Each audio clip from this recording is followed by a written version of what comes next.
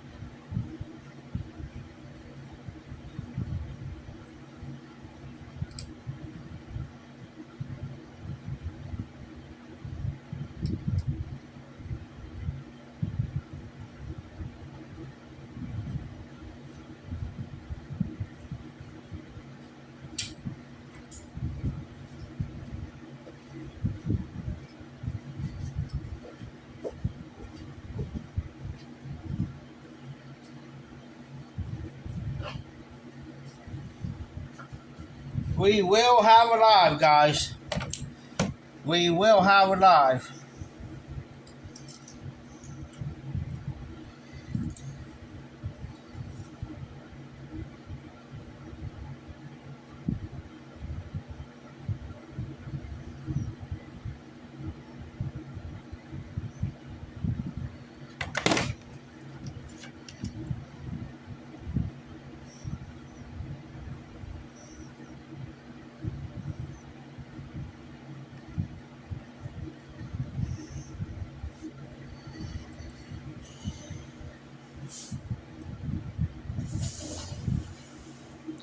We're going to have a live.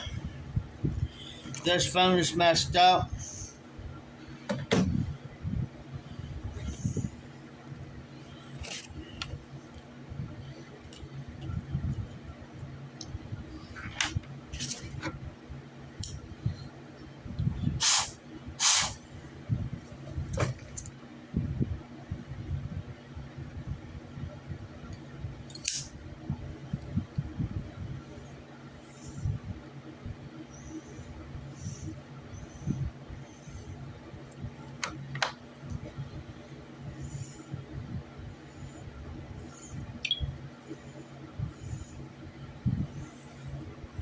Show you I'm smoking a lot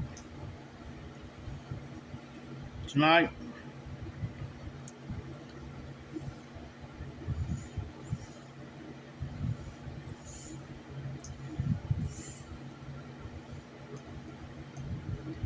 And in it, I am smoking. I just happened to find this. Showers Pipe Club's Mississippi River Special Reserve from 2018.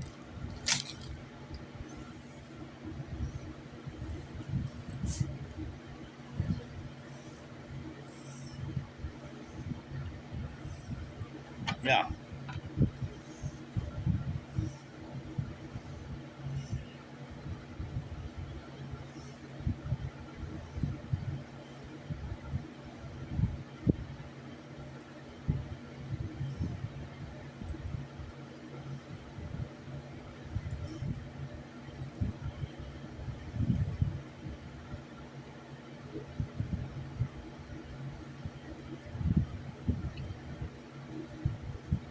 So, how is Todd tonight? I hope you're okay.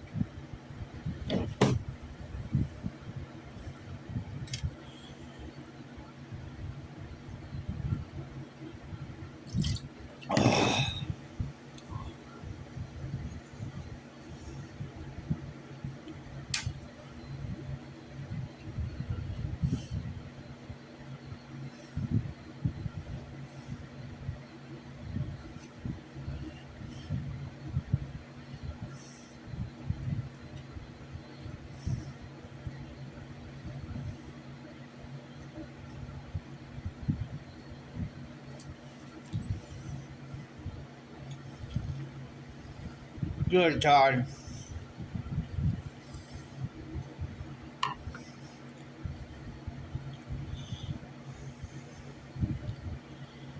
I got 50 million things to do tomorrow. So we're going to see how long I can last tonight.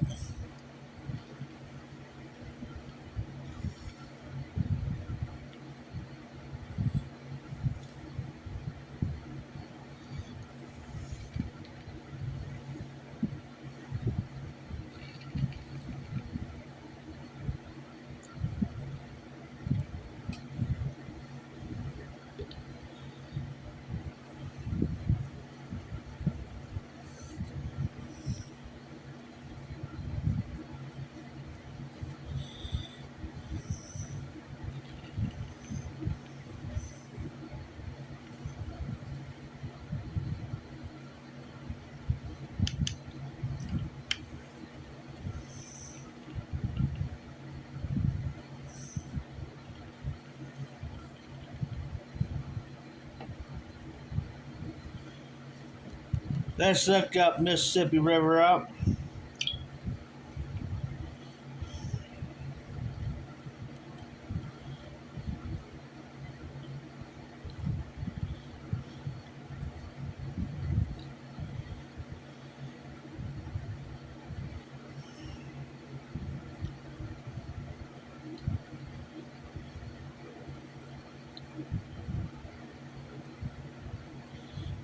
I just stopped to think where everything was out on this phone here.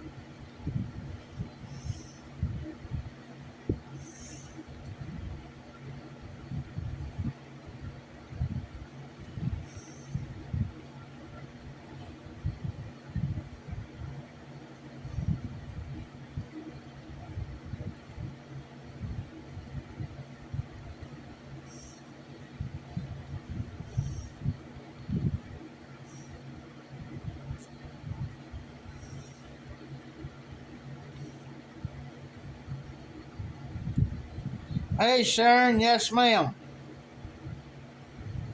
I am doing just fine tonight. Smoking the Lovat tonight with some Mississippi River Special Reserve from 2018.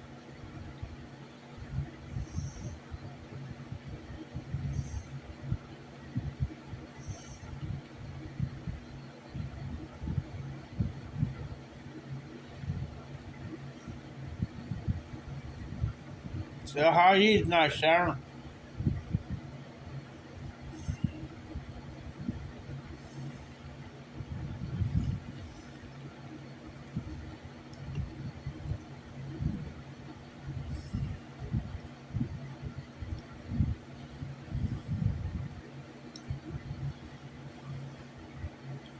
I'm just looking up the components on this blend because it's been a while.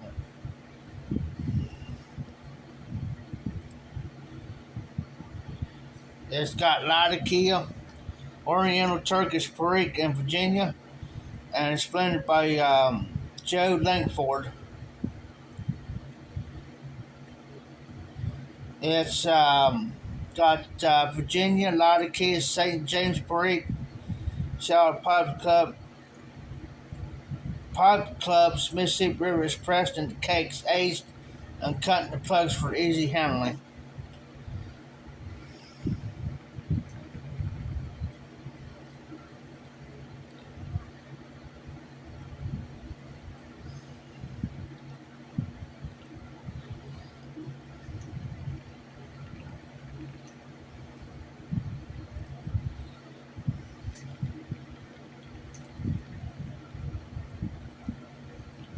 That's good, Sharon.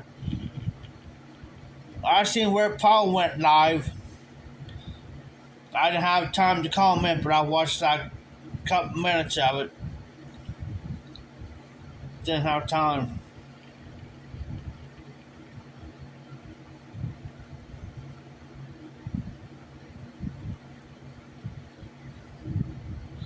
I am drinking King Cobras,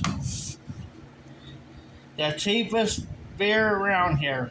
99 cents a can for 25 ounces.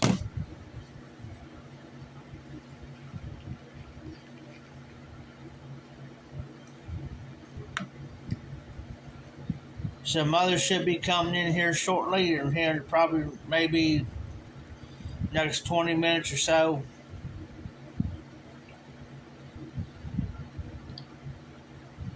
So we'll see.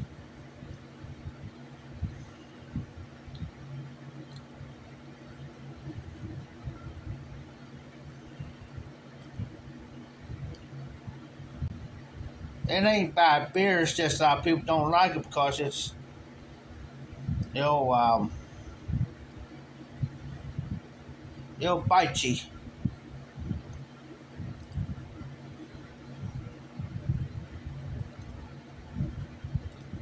Sometimes.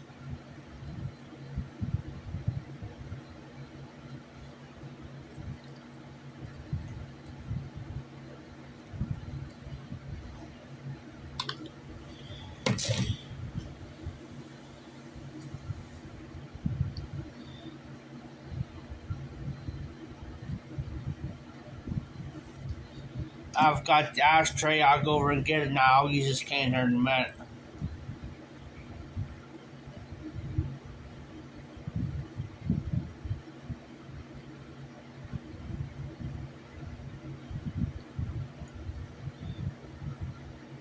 That's right, son.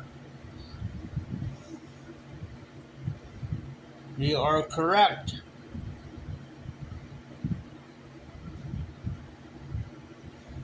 Do you guys know I used to drink Bud Ice? I just can't drink Bud Ice anymore. Because it's got a sweet taste to it, but I just couldn't do it anymore. So I went back to King Cobras. Matter of fact, I got 3 more cans. I better grab one for tonight, because I got a lot of stuff on my brain, Sharon. And besides, how's Paul done? I haven't seen him on my lives for a while. I figured, but I seen his live.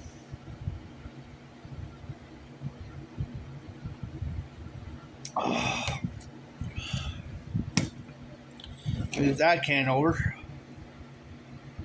Yeah, I got 2 more right there.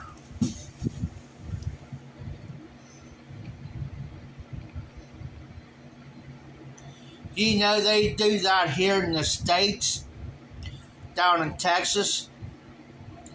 That they'll take ice cubes, put it in a glass, pour their beer over ice. These guys right here never heard of that until Tim heard it one day, and I said, "You never done that before?" So where you been?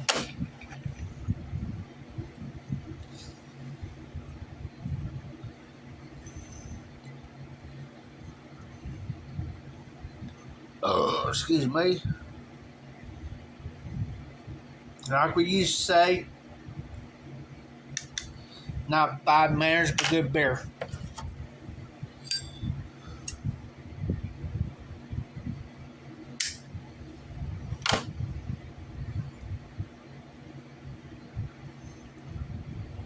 This tobacco is easy to light.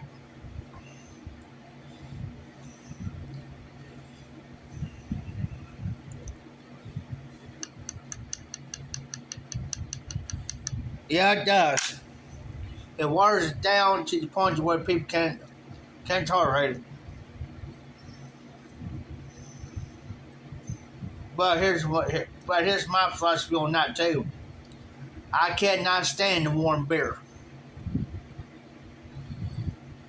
Can't stand it.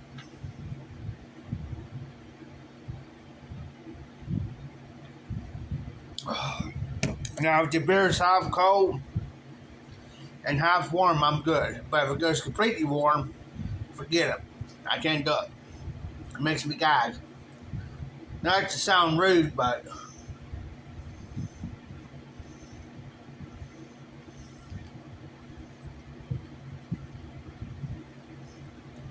this here's got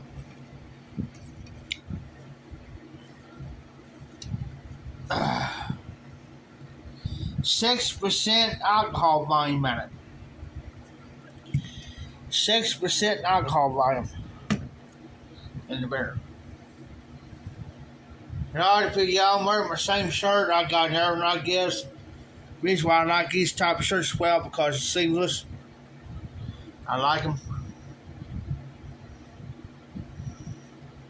because it'd be hot. Now I can't stand the shirt down to here, like a t-shirt, because I'll get it tightened up.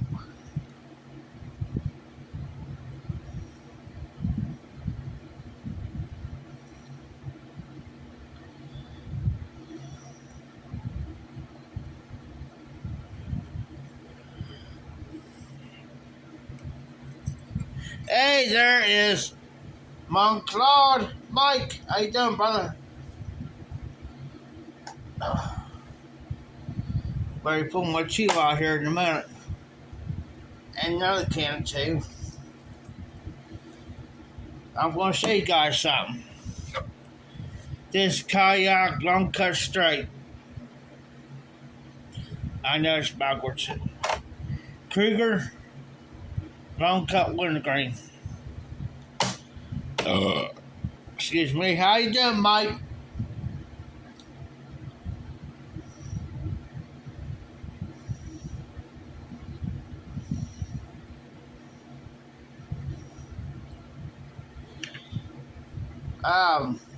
Mike, well, it depends on how this live goes. How long? Well, of course, I just cracked another beer. I got 2 more. But we'll see. So I got a long day tomorrow, starting 9 o'clock in the dang gone morning.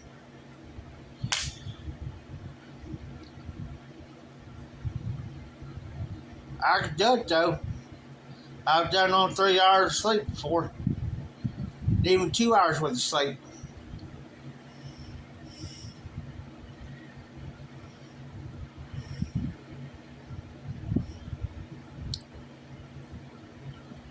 Oh, Kruger, this here, let me tell you, this $2 here is $2.92 can.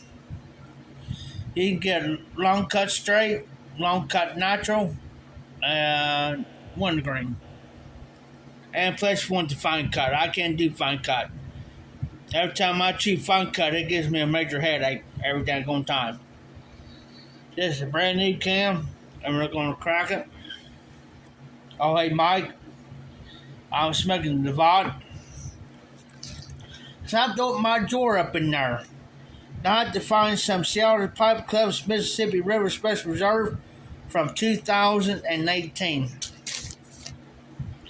Go figure.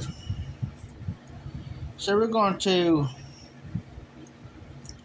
crack this can because I never had any wintergreen in a while.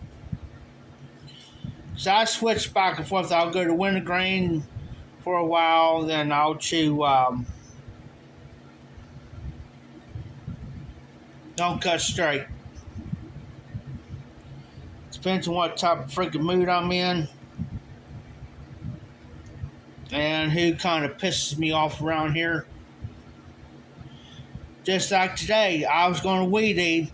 Noticed my weeder was gone, so I called Tim up and I say, "Where the hell's my damn weeder?" It's gone. Well, I got it. Well, should have freaking told me.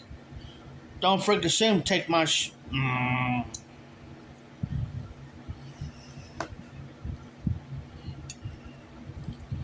There is something in the chew. I'm about to take it out of here. Going to take a break from the smoke for a second. Take me to wintergreen. You guys know I chew Longhorn. Tonight was one of the spare tight moments. I had to pick up a can. Everything else closed up.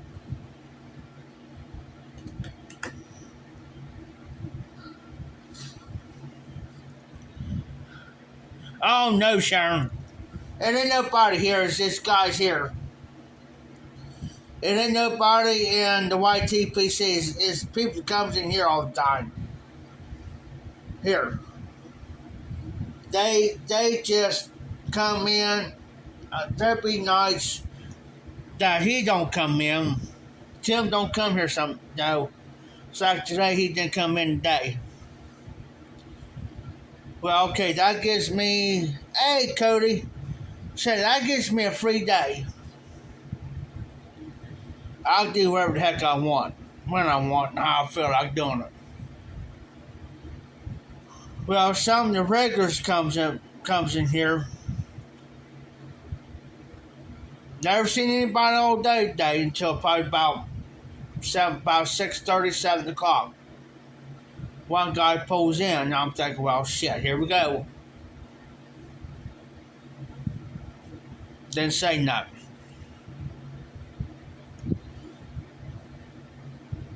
Talked to me for a few minutes.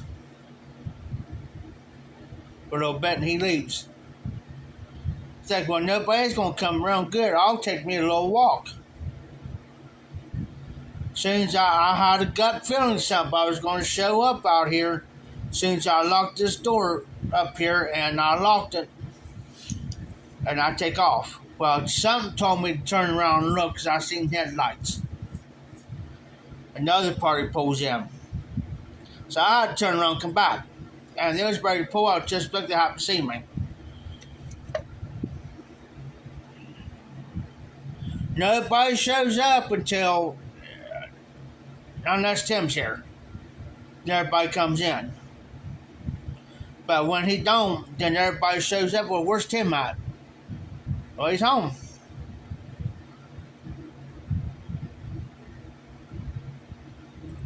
Did you talk to him today?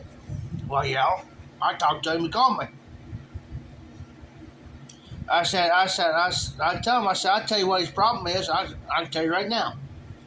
I said, he's getting so sick and tired of people coming in here and people don't want to pick the stuff up. When he's got other stuff that he could be done, that needs to get done. He's got a Kubota truck that needs to be done. He's got a riding mower that needs to be freaking fixed. I got mine to freaking work on now. And it's slowing me up on my work in here because people show up. And I need to get things done. And I don't want to be rude. You know what I'm saying? So I had some free time today, earlier today, because I knew he wasn't coming in today. So I did some stuff, got it done. Now tomorrow I got to pick up a few things up. I'm going to fix my motor tomorrow. Well, I had to adjust my valves on it. I hate doing it, but I'll do it.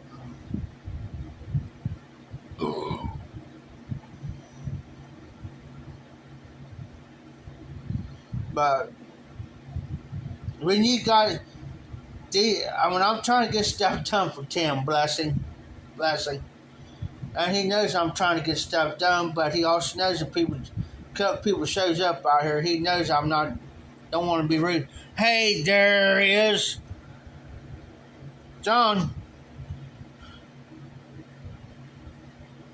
Yeah, John. This doggone phone here, I'm about ready to freaking fling it. And yes, I can fling this one. As soon as I get stuff off of it, and transfer it to this phone here. Yeah, I can fling this one anytime I want to fling it. But I can't fling this one, because this is my main phone. Lord forbid. Hey, John. Since John's on.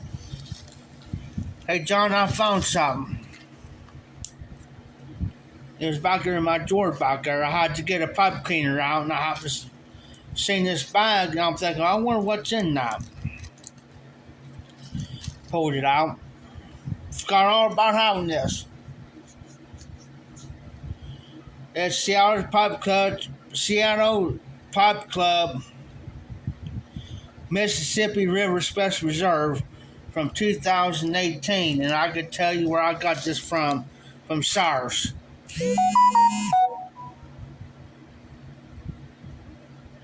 Sorry about my phone going off. My phone's been going crazy all day today. Hey, John, I've been on that link that you sent me. I've been on it. I'll comment that everybody know I was live. And there is Patrick. And yeah, I'm smoking at my Levant. Not that this is an older Levant.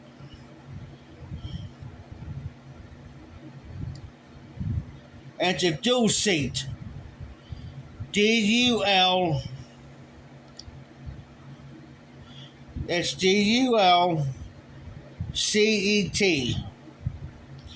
This is like an off-brand from Convoys.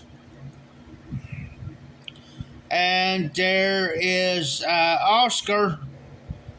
And did I miss Hunter? Hold on.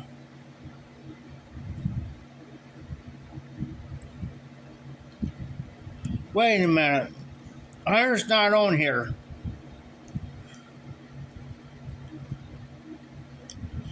Patrick's on. Mike's on. Cody's on. If you don't know who Mike is, he's Monclaude. And smoking, hey Cody, you subbed outdoor.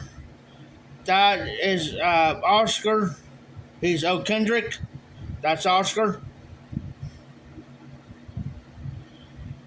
I was going to say the country gentleman is Hunter.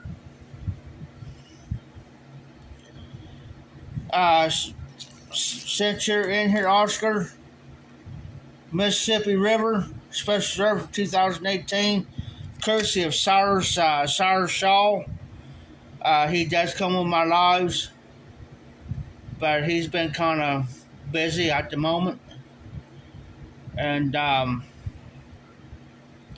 there's another that comes on my live, it's Pipe Man Dan.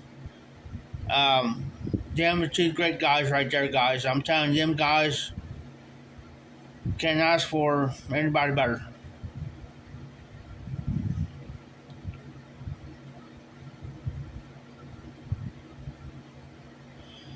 Oh, nice, Patrick. Guys, Patrick, be safe going home.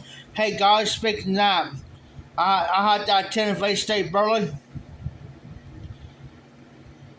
Well, in back in my room, I got this little light back there, and I plumb forgot here the other day that the State Burley 10 kind of got knocked off. Well, I didn't pay no attention to it. Just like I saved the tobacco, guys. I have saved the tobacco. I accidentally stepped on it by mistake. I wasn't thinking. So I saved the tobacco, I put in another 10. That'd be tobacco abuse. You can't now abuse the tobacco like alcohol abuse. I take a break for a minute from the pipe. I've been kind of smoking off and on all day today. Well, this evening, I had to refill my lighter. Tomorrow, I'll definitely get some regular Zippo fluid because the other in the yellow, it's Zippo fluid, but it comes in yellow thing, like Zippo fluid, but yellow starts with an R. I don't like that. Reason being because I get a bad aftertaste in my pipe. So I'm going to get some regular Zippo fluid tomorrow.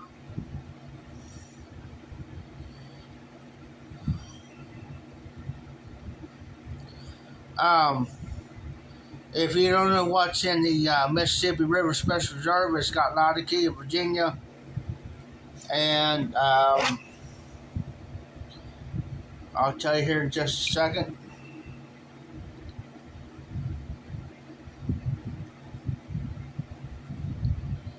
I got 50 million people sending me friend requests on Facebook. But it is done by John. I'll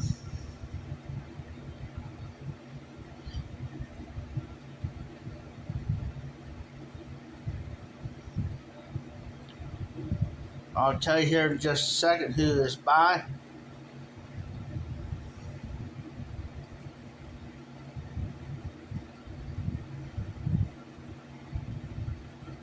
Joe Langford. And then it's got Virginia, Laodicea, St. James Perique. They're not blend. So basically, it's an English blend. It's got Laodicea, Oriental Turkish, Perique, and Virginia nut blend. Let it set for a couple years. If you happen to get any in that Mississippi River Special, let it set for a couple years. I mean, you can smoke a bowl right there and there, but say 18, 19, 20, 21. But let it set for about 4 or 5 years. And I'll guarantee it. It'll taste 10 times better. Jar it up. I tell you, don't use a baggie.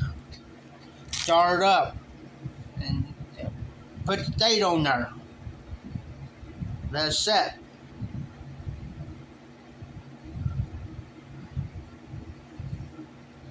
According to TobaccoReviews.com, which I don't rely on. The only thing I look on there is the components.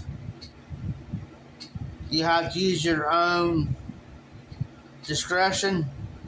Use your own thoughts. If you have tried your regular Mississippi River and you compare, use your own discretion, guys. Just says strength mild to medium. The strength, that's the nicotine. Flavoring, none detected. Taste, medium to full. Room note is pleasant to tolerable, which to me is like, far as the taste goes, is between, it's medium to me.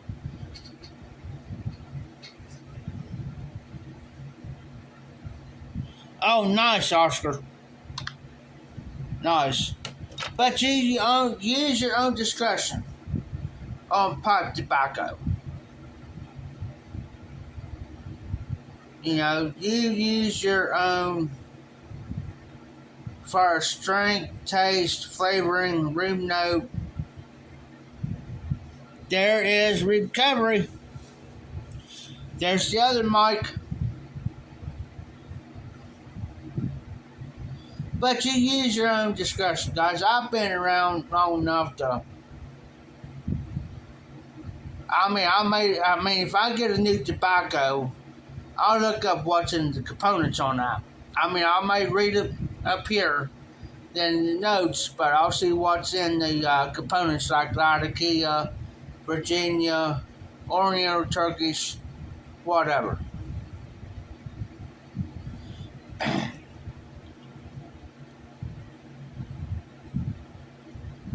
Now, I tell you what I used to do. Oh, Lane 1Q. I was very much in that, Mike. I used to take some Lane 1Q and take some Super Value Vanilla. And I'll do like 50-50. Like, I'll take 3 pinches of Super Value Vanilla, 3 pinches of Lane 1Q, that's Lane Limited, mix it, and then I'll jar it. I got a small jar back there that I just use for the blending of what I want, that I let it set. I'll let it set for about a week. I don't touch it. I'll let it sit for about a week. Then I'll try it. Then, and only then, I'll determine whether or not to let it sit for another week, 2 weeks, a month. I have done blends before where I'll wait a week, try it, then I'll let it sit for about a month, 30 days.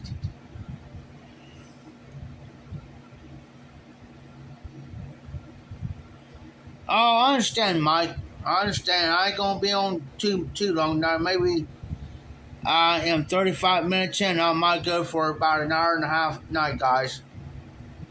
And it's 11:05.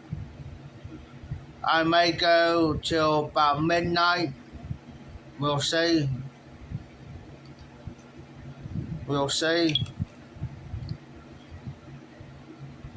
But I use this phone here and the picture I got on there right now is the Savinelli Trevi, the pipe that I got.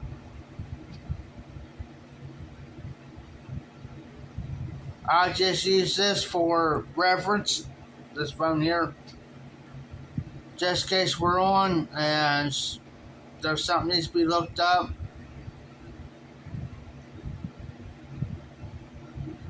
Whatever, then I'll do it.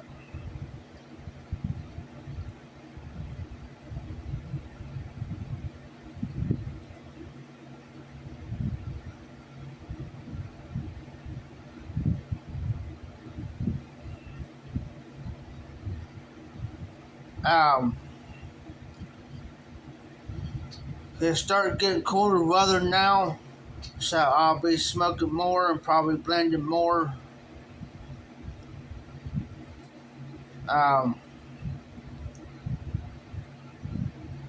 We'll see how things go between now and now, guys. I'll tell you something. I will be heading to Las Vegas between the 8th through the 12th. 4 days. I'm going to try. I ain't gonna. I'll try to do it live. There's no guarantees, no promises on that. I probably will not have none of my pipes on me, but I'll try to do it live for you guys and see how things go between now and then. We'll see. It depends on, I might change my mind.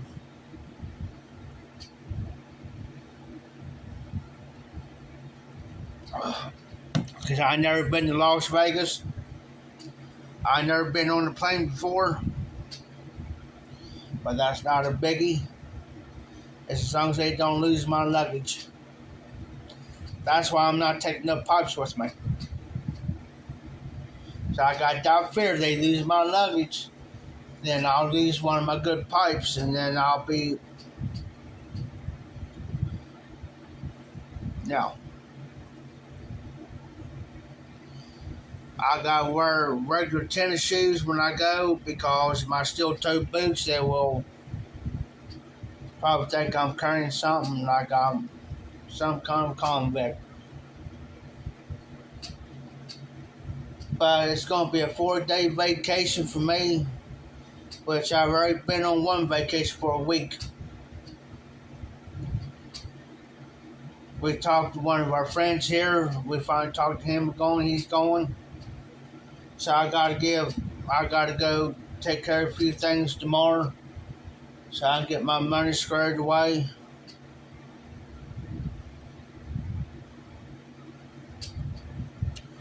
As far as my money wise, I'm fine.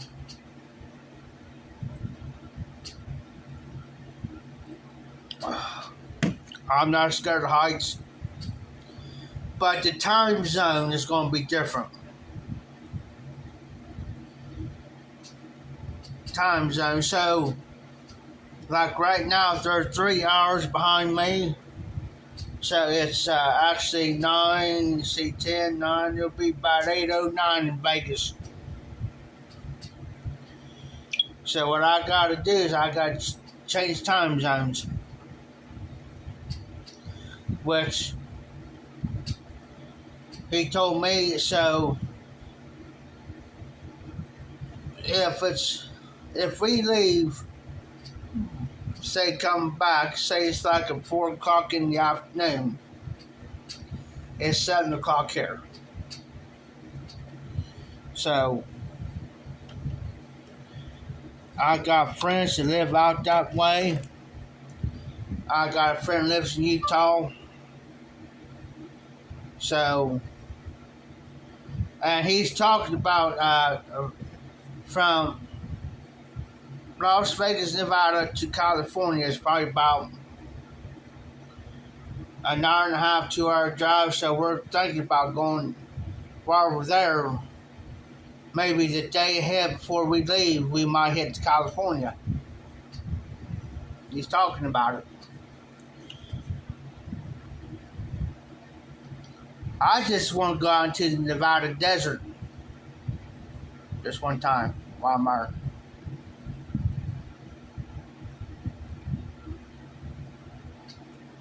He says the flight is crazy.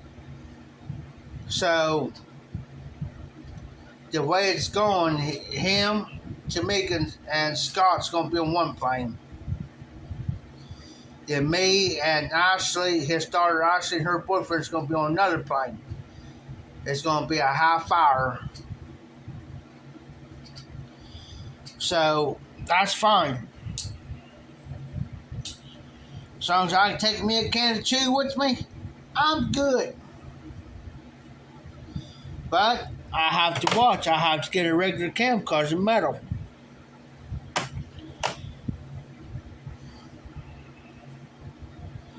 But here's the thing, guys. Why are you smoking?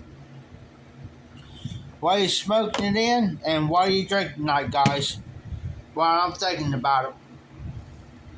I'm waiting for probably a couple more people to come on. That'll be RD. And you never know, over Pipe Martin might pop up in here, guys. So just watch for it. You never know about Martin. And he will be starting his regular. And speaking to Martin from Over Pipe, guys, pay attention what I'm telling you. He should be doing his regular lives starting next Friday night. He's going to be back. Seen his video. So I'm dragging my feet today anyways. I haven't got much sleep. Last night I tossed and turned. Last night, which I usually get about maybe 3 to 4 hours worth of sleep. That's normal for me. Then I get up. As long as I can get 1 or 2 of these in me, I'm wired up for today. I'll be wired up. It's that this here is like an energy drink to me. And I can't do energy drinks. I used to do like the Mountain Dew Kickstart. That's an energy drink. I can't do Red Bull.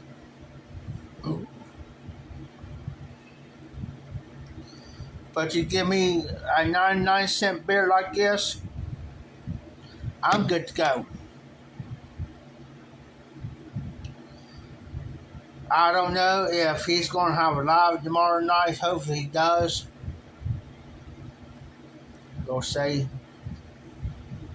We'll see. I had to get a new pair of daggone shades. He's got so many shades around here that it ain't funny, but I had to get a new pair because my last pair, this here, it literally broke off on me. He don't care. I mean, he knows I need shades because I can't be out there in the sun without shades on because I'll come up with a real bad headache, like a migraine.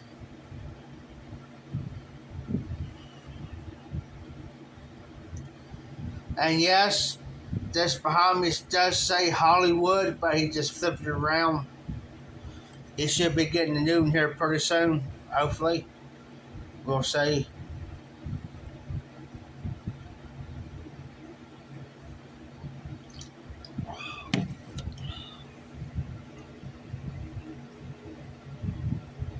Yeah, John, I noticed you're lurking. Starting to worry me. Hey, John. I think it was on the one thing that you sent me that we're on. I seen all them leaves. Been doing any blending with that? been doing any blending?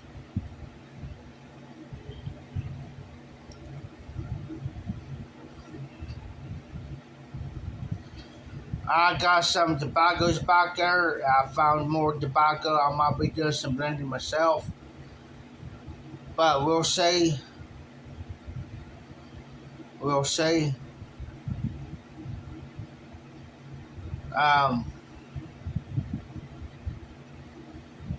Depends on how busy I am and what I'm doing here. I will let you guys know ahead of time. I will be find me a place to live, like an apartment. A friend of mine's got one over here. Once come open. So it's got 2 bedrooms. I know there's 2 bedrooms. So I'm going to take not the big bedroom, but the smaller bedroom. I'm thinking about turning into my man cave. I'm going to transfer everything over. As far as my internet stuff goes, I'm going to try to get a laptop to where I can do videos, so forth and so on, so I don't have to be using my phone all the time, so I don't have to rent my phone. So we'll see. That gets me out of here. I'll still work. I'll still come over and help him on Mondays and Wednesdays. But as far as any other day, I can stay over there, do what I want, when I want. I got about 4 different people telling me that I need to get out of here. Because I'm getting too much on me. I got too much going on right now. I got way too much. He's putting too much pressure on me. I got to take care of stuff here, put stuff together. Plus, I got to take care of the outside.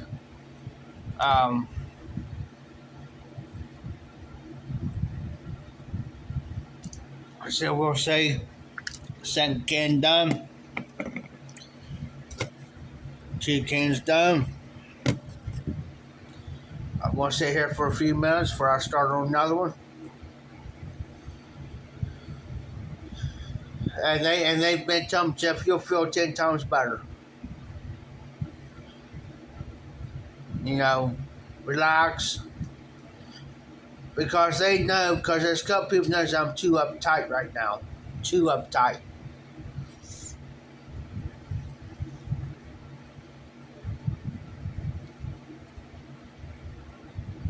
With everything that's going on.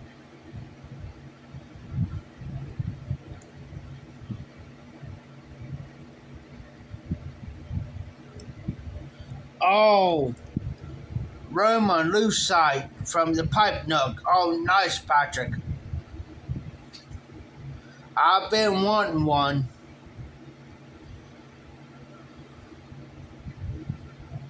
If I can get one, they'll make my third 7-Nelly. I haven't smoked my 1 7-Nelly in a while. I should pull it out. I should pull out my 7-Nelly Trevi.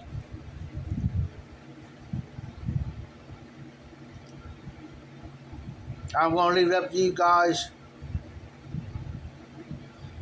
Should I pull out my 7-Nelly Trevi? Because it's been a long time since I smoked that pipe. I probably haven't smoked that pipe probably in the last 5 or 6 months. And that's one of my favorite shapes. Well,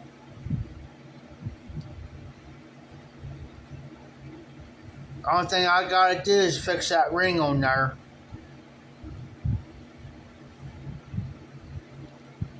But I'm gonna leave it up to you guys. Should I pull out my 7-Nelly Trevi rusticated? And I'll show you what it looks like. I got it on this phone here.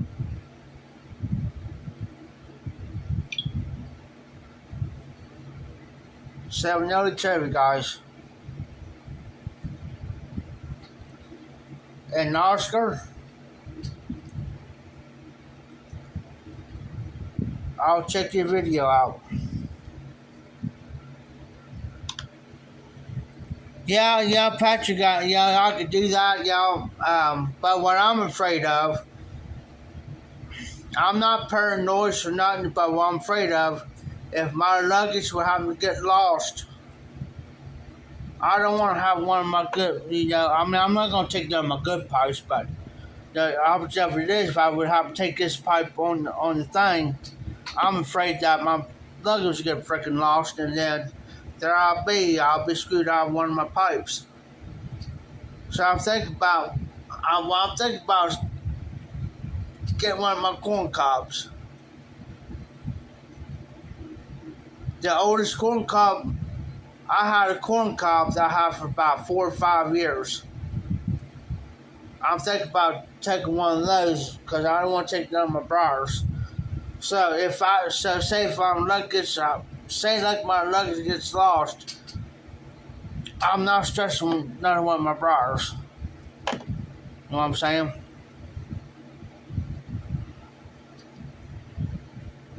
That's just me. I mean, I never flown before. I've been on a helicopter, but as far as flying from here from Ohio to wherever, you know what I'm saying? That's just me. That's just me. I mean,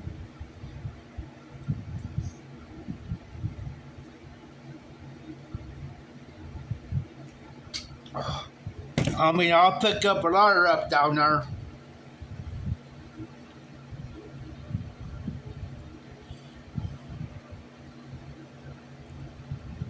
Oh, wow, Patrick.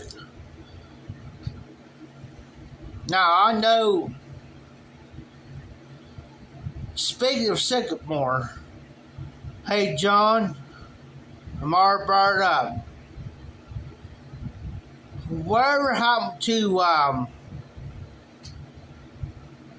what's his name?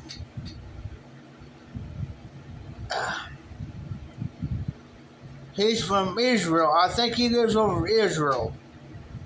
I can't think of his name. I can see his face, but I can't think of his name. It starts with an I think. It starts with an I.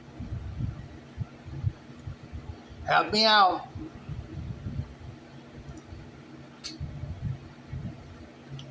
Hold on. I'm flying with these guys here. Tim. So there's going to be Tim, his old lady, Tamika. Then there's going to be Tim, Tamika, me, Scott. He's one of our guys who comes in and sells stuff. His daughter Ashley, her boyfriend, and his son Justin. Let me think of this guy's name. Yeah. I'm talking to my phone, guys, ain't you?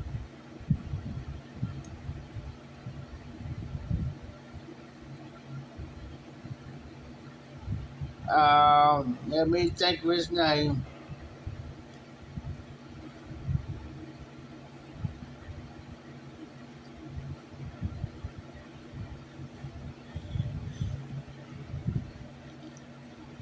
Oh, okay. Okay, Patrick. I could do that. Now, there's some tobaccos I carry, but I ain't gonna carry much.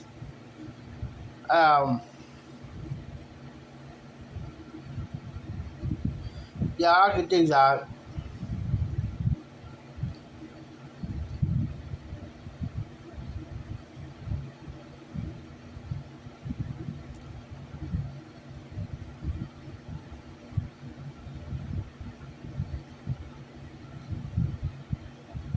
John, I'm going to go over to your, smokers. Sorry about that.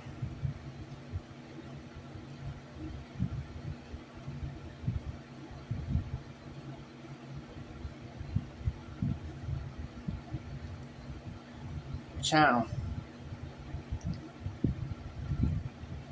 I'll think of his name as soon as I see it.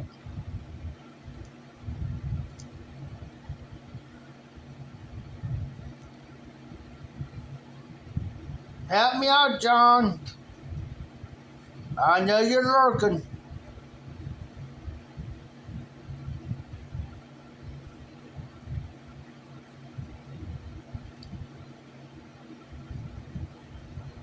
Iden. Where happened to Iden? John?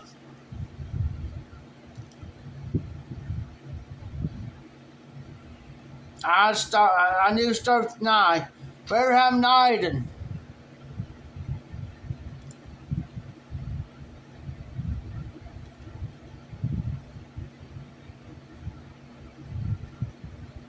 Iden, I-D-A-N.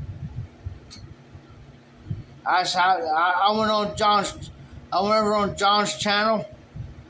I went to his channel where he's.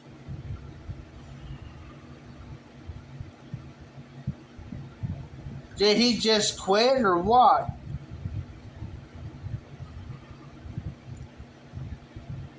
Right now, I'm trying to look for him.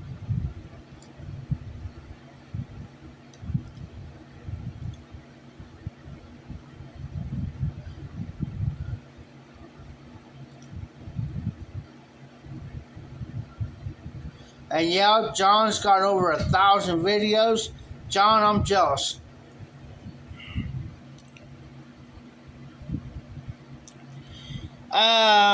Oscar, help me out. Help me out there, Oscar.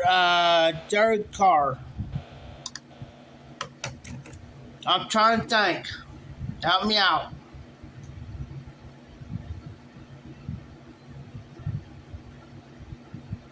If I know who that is, I will first send him a message.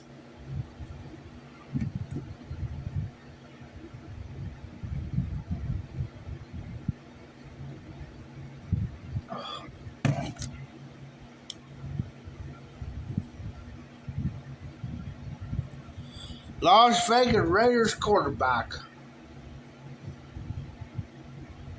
Oh, okay. I know who you're talking about now. Okay. Mike,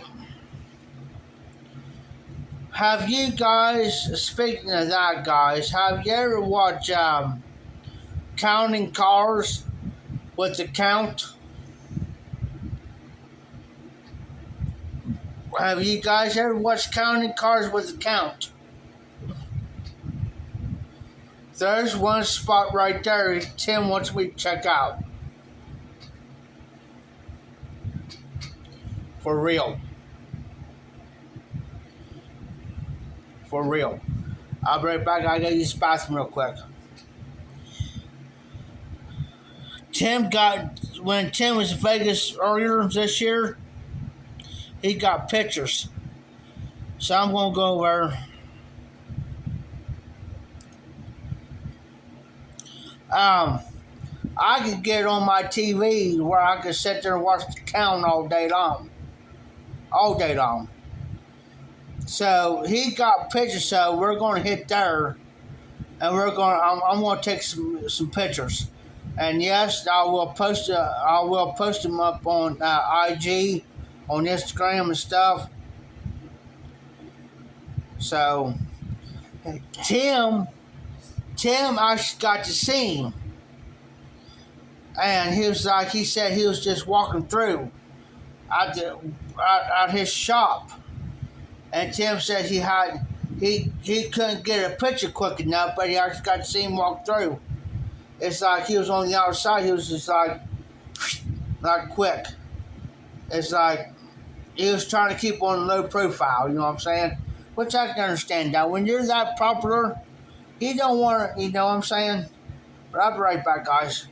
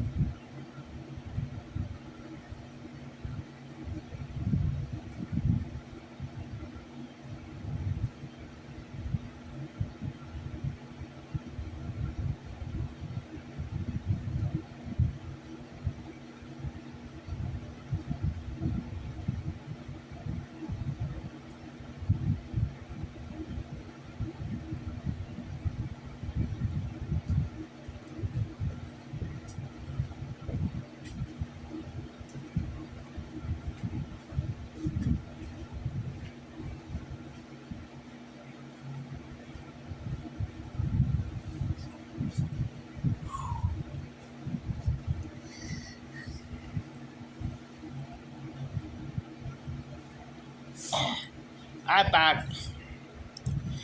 They. So I seen the pictures of the count of his vehicles, but he said you can walk through, but there's certain sections that are blocked off. So I'm going to try to get many pictures of the count's vehicles as I can, because I've always loved that show, counting cars.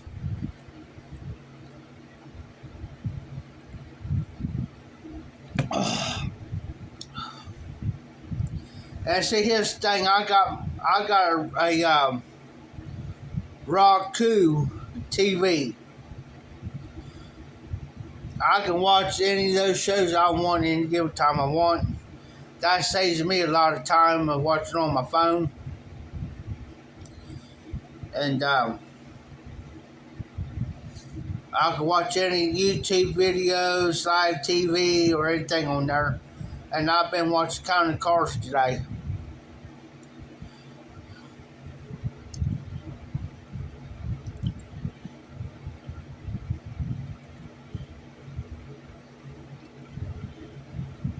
Thank you, Patrick. Hey, I've seen a video about White Rabbit. Who was that? Did that? Excuse me. Excuse me. Fired up with my. Apologize for that, guys. I have to kind of watch what I'm doing.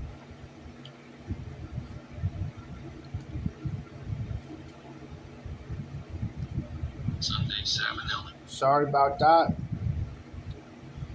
Somebody did a review on White Rabbit.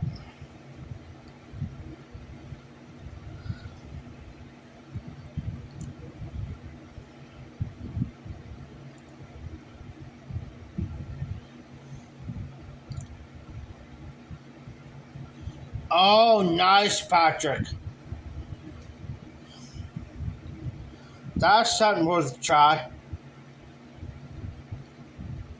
That's something worth a try, Patrick. Patrick says he's drinking a 15-year-old rum.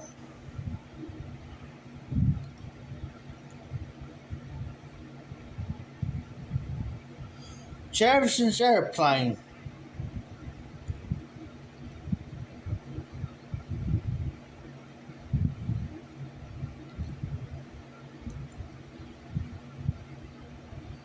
Matter of fact, I can't show it because I'm afraid I'll get a strike.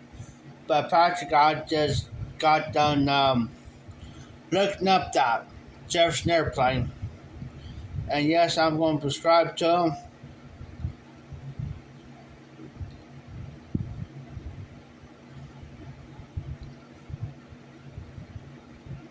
I'm looking at it right now, Patrick.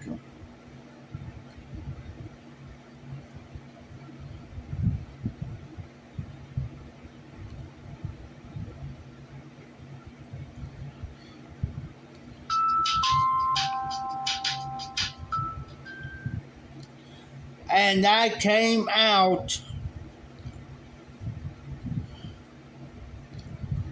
That song, White Rabbit. No, it's Jefferson.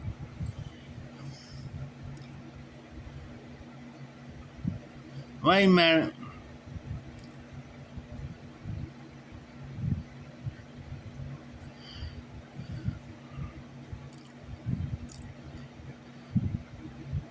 Chris Smith. Does anybody know Chris Smith?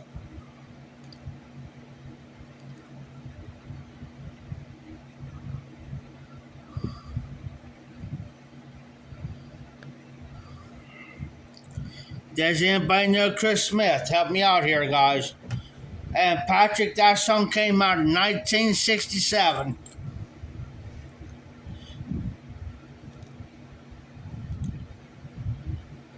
All right, Oscar, you be safe, you be well. I'll catch you on the next slide, brother. I know I gotta be up at 9 o'clock in the morning, but what the heck? We're gonna have fun tonight.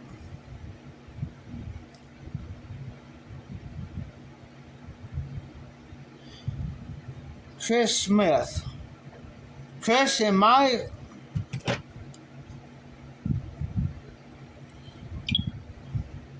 know if I'm hooked up to you tonight, Chris.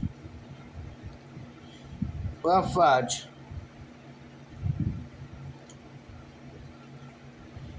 No, Mike, it's called Jefferson Airplane.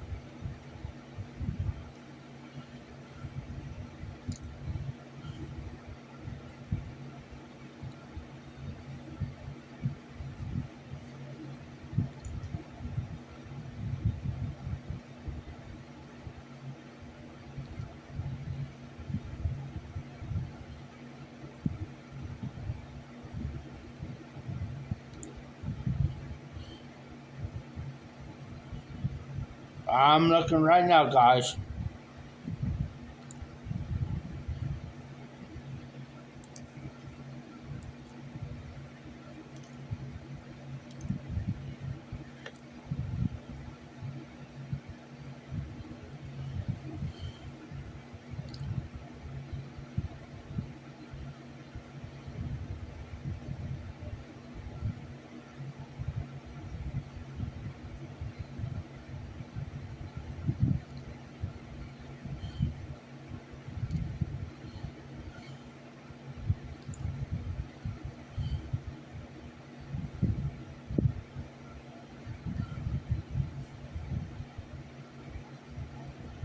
I don't see it.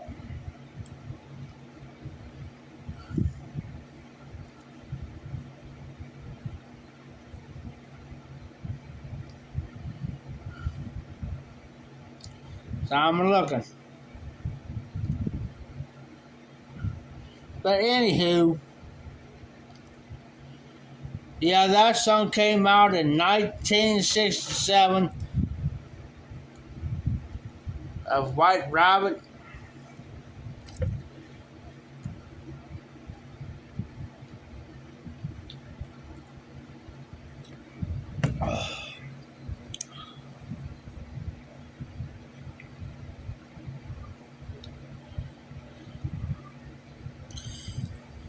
Jefferson Airplane was a group back in the 60s and probably early 70s.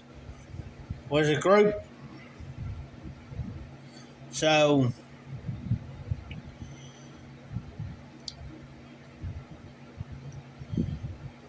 you can look it up.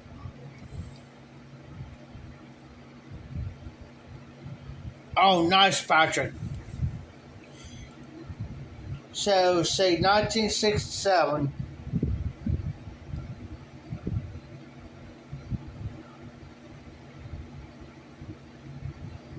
So, you was born, and Patrick, I say you was probably born in 1964?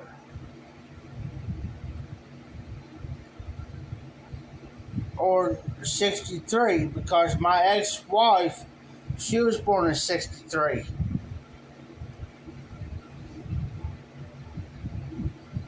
So you have to be around close to my ex-wife's age.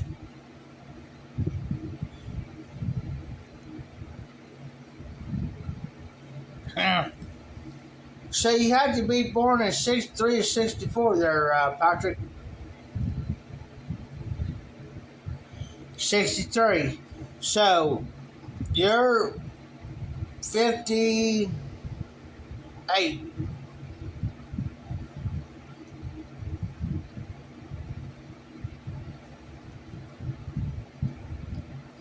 Depends on what month you are. Because I tell you why, Patrick. Because my ex-wife was born November 22nd, 1963. She was born. Since she was born, that was the same time that John Kennedy was shot. She was born.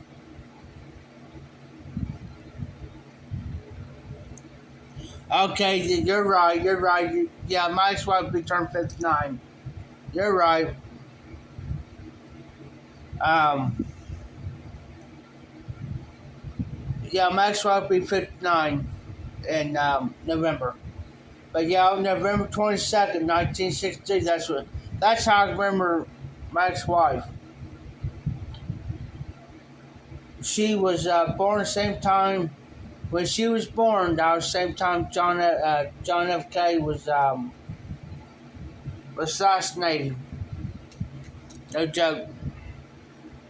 So that's how I can remember her birthday.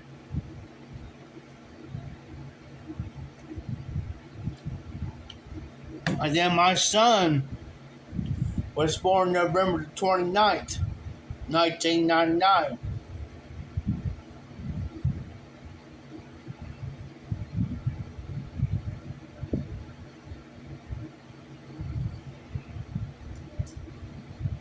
And these guys around here call me Simpleton Simon. Simpleton Simon, that's what they call me. But they sit around and I could tell them things. I'm only 42, but I can sit here and tell you things about history. About history. Smart as tack. Smart as tack. But I don't show it. I just sit back. In I'll give a prime example. Jack Kennedy, which is John's brother, in 1968, he was at a speech and he was running. If I'm right, he was running for the Senate or the president. I have to read up. But after it was over with, he got shot. He was assassinated. Let's look that up to make sure I'm right.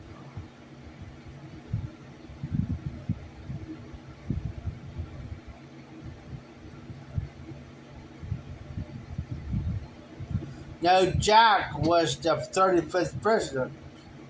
35th president. I apologize. But I'm right for his November 22nd.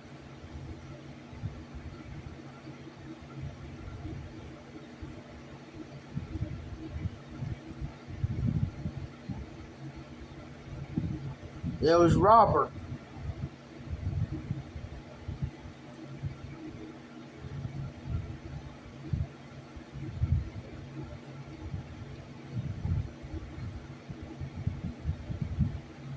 $1965.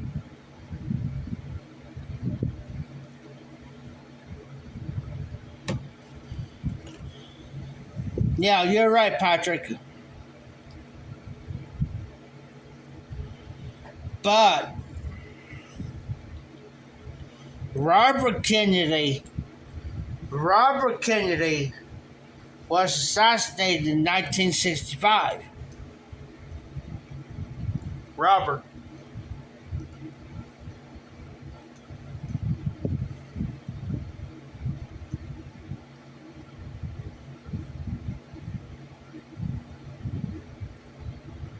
Oh, 68. I take that back, 68. It was Robert.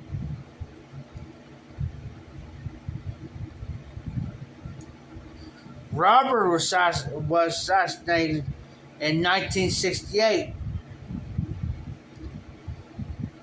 That's where I got a little confused.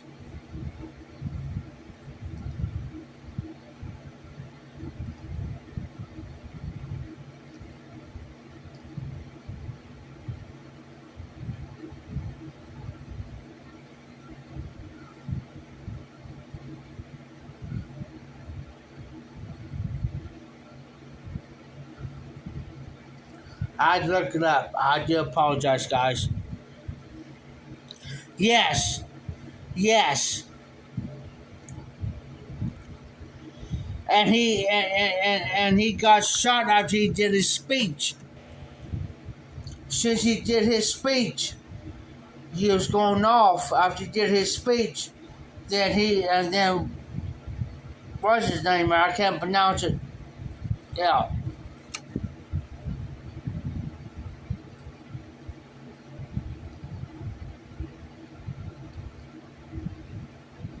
And these guys around here and look at me like,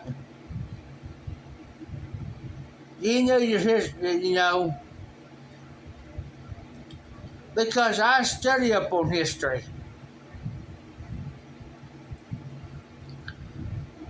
Now, let's fast forward to the 80s. I forget what year it was. I know it was in the 80s that Ronald Reagan, there's an attempt assassination of Ronald Reagan.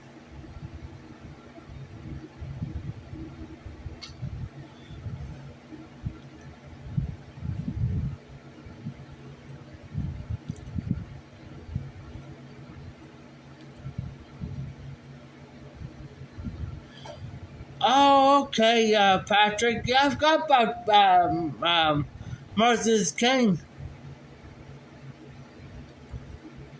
Yeah, I agree with you, Patrick, on that. Help me out, Patrick. What year? Help me out. What year was Martin Luther King was shot?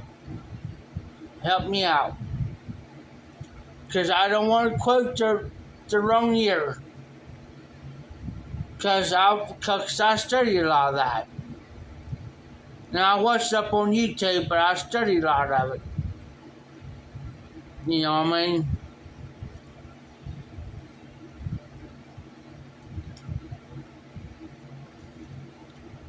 There's a guy here that comes in here and he jokes a lot, and he always says, "You're the only white people around here," because he's an African American. I'm putting it politely. I'm not racist. Just because I wear this hat, I'm not racist, guys. I'll tell you that right now. I'm not racist. I'll tell you that right straight up. And he's an African American, and he tells him. He said, because I'll sit here and talk about it. And he takes up for me. He says, "Jeff's not dumb. Listen to him. He's smarter than Tack. Listen to him." And he'll look at me and he'll say, "Jeff, how old are you?" So I'm 42. Why? And he'll pip up and he'll take up for me. He'll say, "But how many 42-year-old people at his age would sit here and tell you about the history of what happened and tell you exactly what happened?" It's just how many people do that. How many people do that?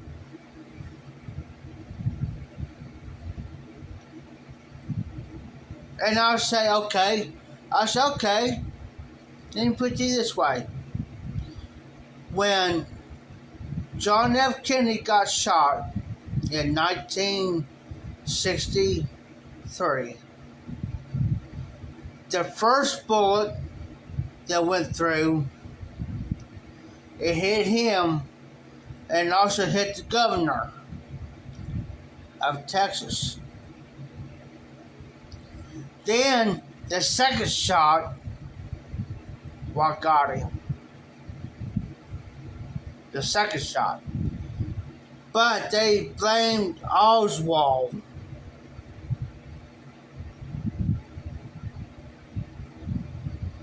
But they couldn't prove Oswald done it, but yet they accused Oswald. Okay? Then, when they was bringing Oswald out, his last name is Ruby. The last name is Ruby. He was a nightclub owner. What he do? He pulled a gun out and shot Oswald.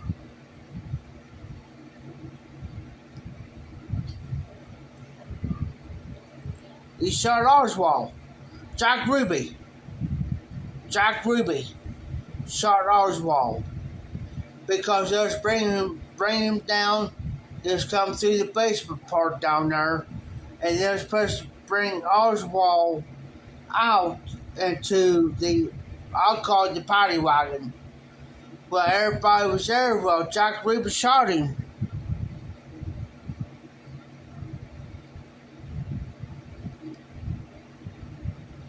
He shot Oswald. But the theory is, here's the theory. Did he really do it?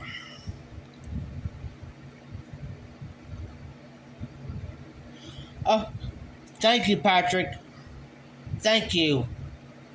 Because I didn't know but he was shot. Excuse me. Martin Luther King was shot. He was in a hotel room, I think up on the second floor. Like the second tier, he was up there when man, that was freaking crazy though, man. That was crazy. And Martin Luther King was just doing his thing. He was doing his job. To give everybody the equal rights. To me, you know, I mean, everybody's equal. And he was trying to do the equal thing.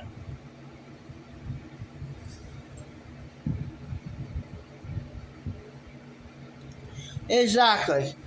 They say, on one hand, that the mafia had an ordeal of it. Then they say that he acted alone, but who knows? Who knows? Nobody will never know. But Oswald got the blame for it.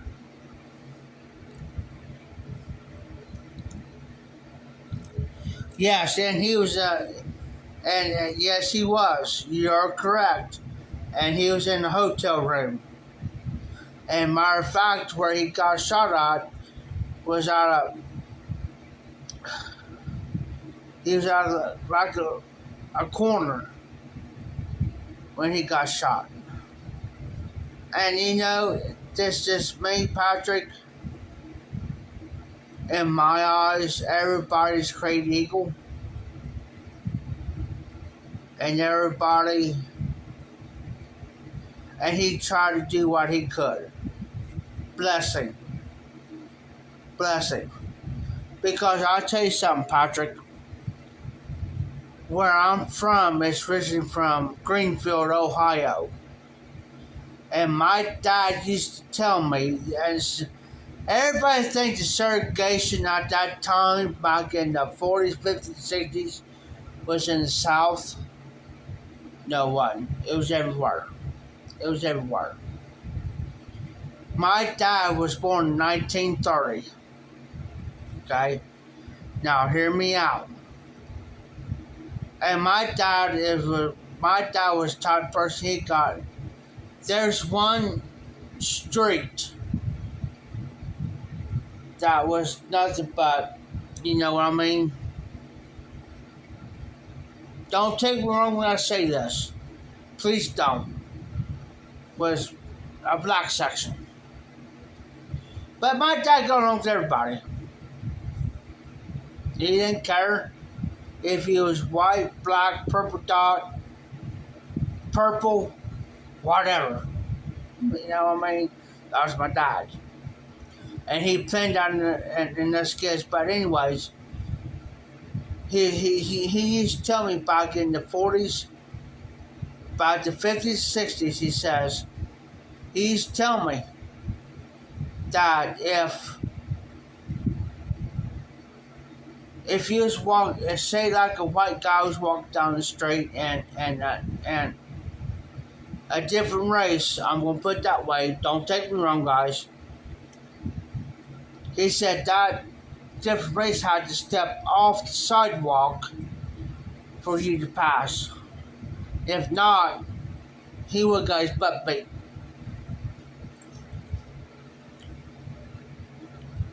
Oh, I've got him about Patrick. And here's the thing my dad used to tell me years ago when he was growing up. He said there was like restaurants.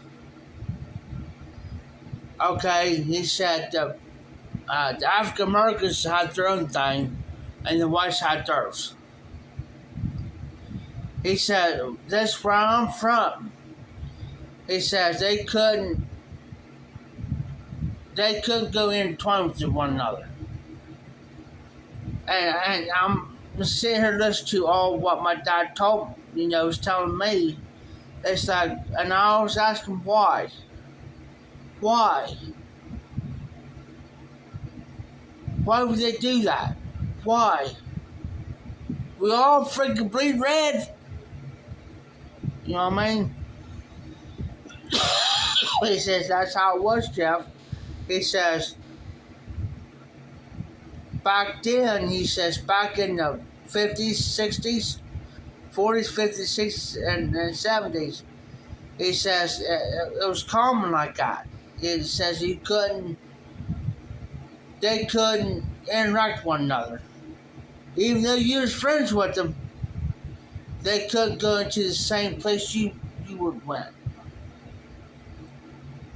I said, well, that wasn't right.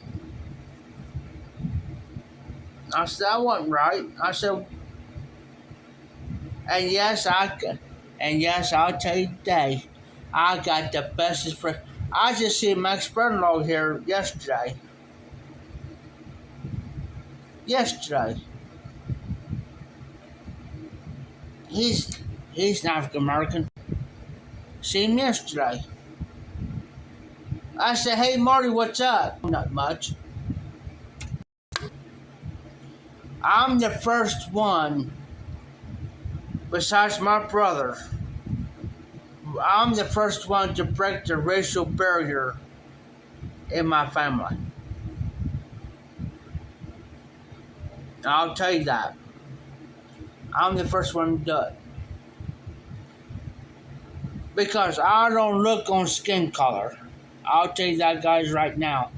I don't look on skin color. I don't. Just because I wear a rebel flag, it's got the rebel flag. I don't look on that. I'm sorry. I don't. Because I was taught from the time I was born up till today, you don't look upon that. I don't care who you are. And I'm trying to break the racial barrier here.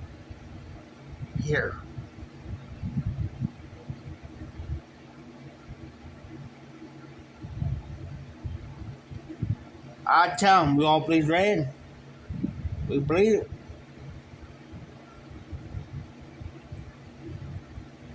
If you don't agree with me on what I believe, you stay away from me. That's what I look at it. It makes me sick when people's got to throw that up in people's face. Makes me sick. Just like Tim, he'll say, "Oh, I don't believe, now if it's this way, this." I look at him. I said, "Don't go there. Don't go there, Tim."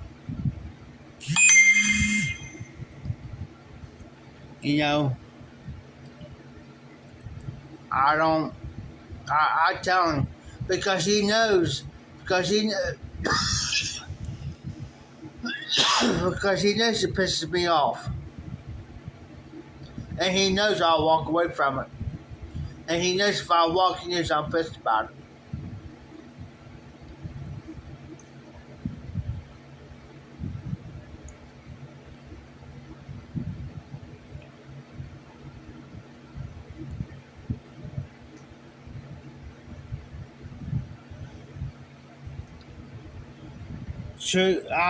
True, Patrick. True. It's just like it's just like you said. It's like I don't understand it. I really don't, Patrick. I really don't understand it. I really don't. I'm trying to comprehend it up here in my head. Why? Why? You know what I'm saying? Why? It bothers me too much.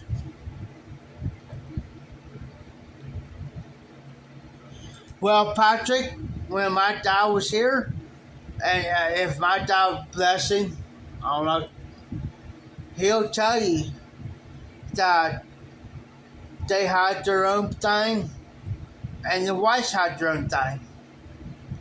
It's like they couldn't intertwine.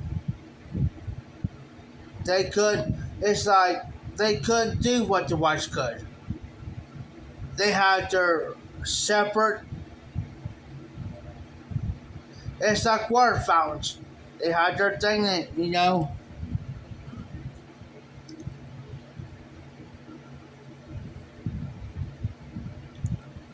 Yes. Why does, here's my thing. What does Carter got to do with it?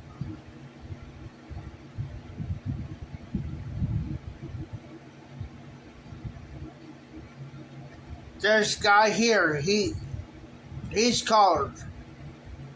Only colored dude up in this joint, up here. But, we don't treat him no different than anybody else. And he messes with us. It's like here last night, I'll give you a prime example.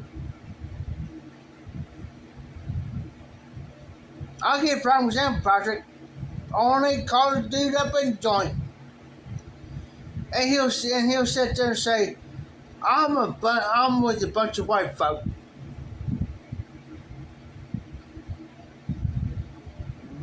Point is what? You know what I mean? He says, I see how you all act. Point is what? And we must him. Your point is what?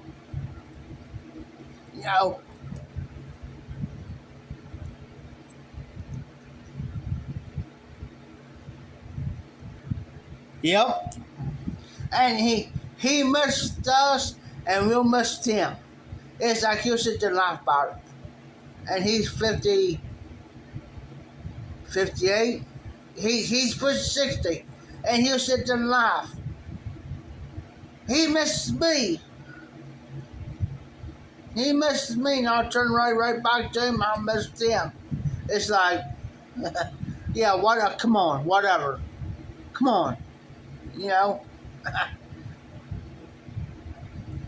I got a friend of mine, Patrick. Bless her heart.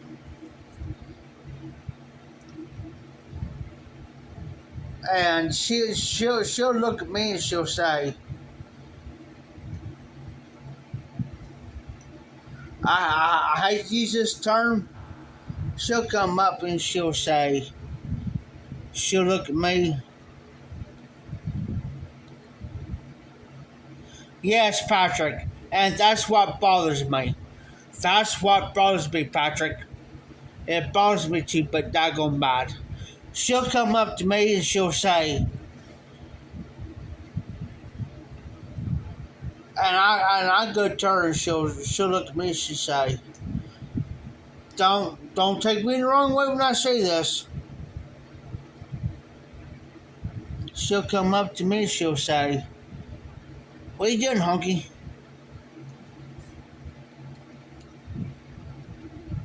Not much. What you up to?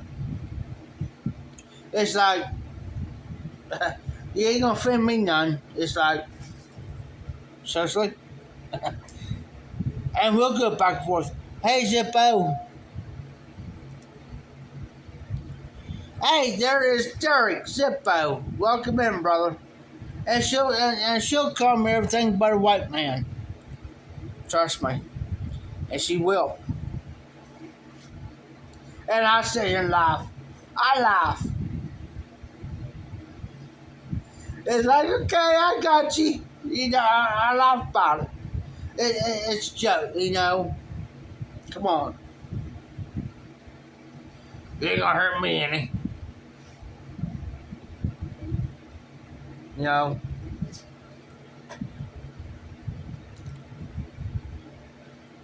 Yes, sir, Patrick. And you know, Patrick, here's the thing. Since you brought that up, what you know when between the Jeffersons and Archie Bunker, they did that stuff. They did that stuff, and whatever happened to today. You know what I'm saying, Patrick? Why? I'm not offending anybody. It's like he can come up and call me a honky. It's like I'm going to sit here and say, yeah, what you up to? You know what I mean? Okay, you know, I got you. You know, and laugh about it. And laugh about it.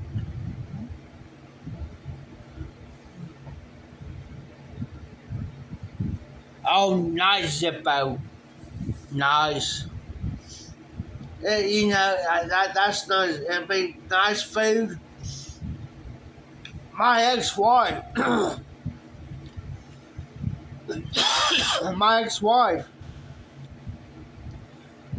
she's a caller.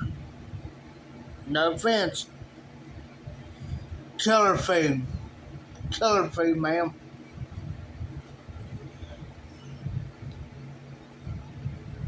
Oh, no, Patrick. Oh, no. Those shits couldn't be married. Oh, no. Somebody will get their pennies in a bind and they'll think, well, that's racist. Or that, you know, come on.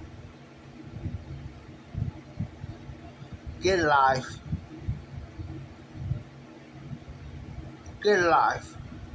It's like I said, it's like a friend of mine, she's of a different race, but she'd come up and call me a honky or whatever, and it's like I'll sit there and say, yeah, I laugh about it. I say, yeah, what you doing?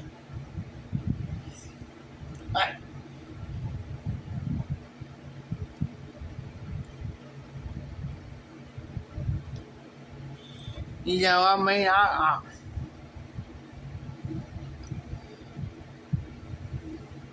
my ex-brother-in-law come up to me and call me everything but a white man. I'll sit there and say, yeah, haha. Yeah, I got you, haha. I got you. I remember that and then joke about it. You know what I'm saying? Joke about it. See, I got you. I remember that and make a joke out of it. You know? Laugh about it.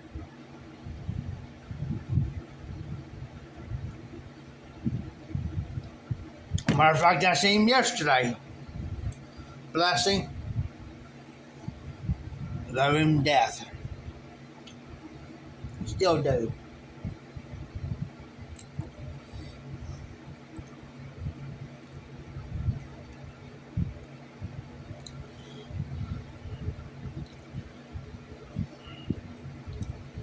I tell you what my ex-wife used to do.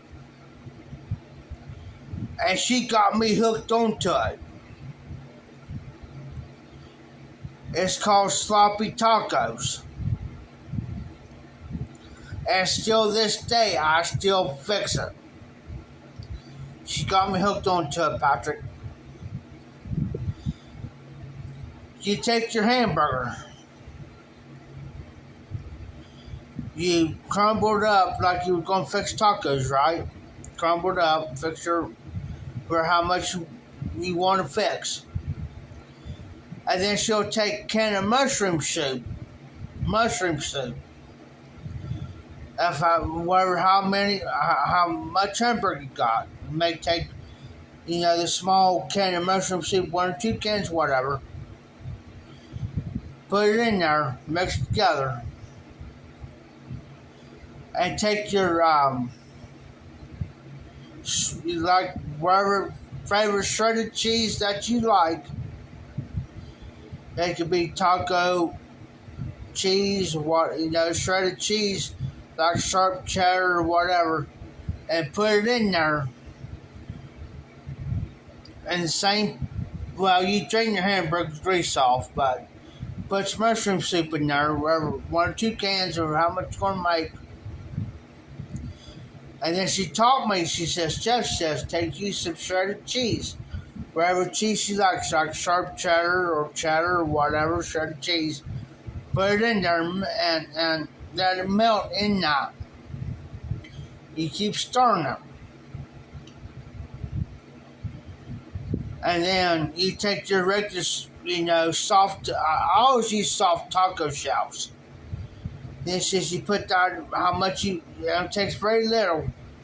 Then you can add your tomato, like diced tomato, your lettuce, whatever. Then you can add, and like sour cream on that, and a little bit extra cheese to it. Telling you what, you talk about a meal itself. That's a meal itself right there. It's like I can eat. She made it one time for me. One time says, "You'll be lucky if you get past the first taco." What do you mean? Says she showed me how she done it, and she says, "Chef, I'm telling you that you make one. It's called sloppy tacos." And she got me hooked on that. It's like,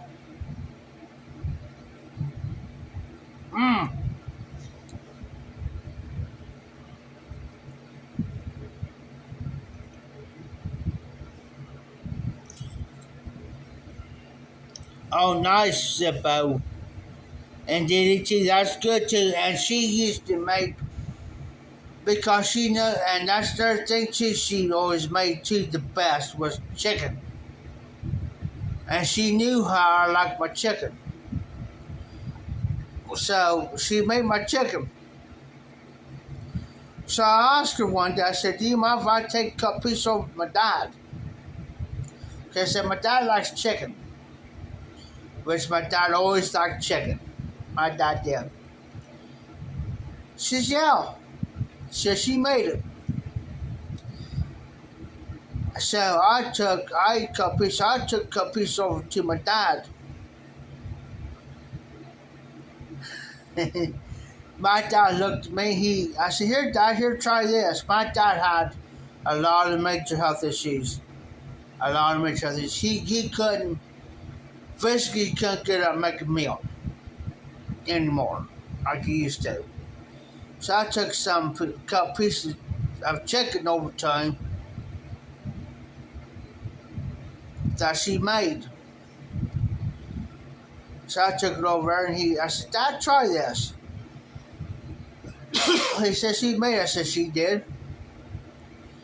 He tore into that and he looked at me, excuse my language.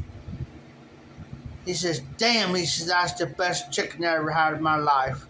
He says, "It's nice, moist, and tender, crispy." He says, "Damn." So he looked at me and he says, "Jeff," says, "You might think she could make some more of that." And she looked at us. I said, well, I said, yeah, sure. So I called her up. I had my cell phone. I said, I called her up on my cell phone. I said, hey, I said, Dad likes your chicken. He's wondering if he can make any more of that. I said, he likes it. She said, well, yeah. She said, sure.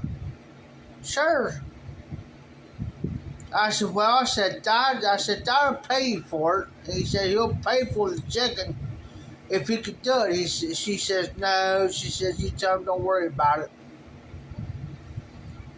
She says, you tell your dad don't worry about that. She says, I'll make him all the chicken he wants.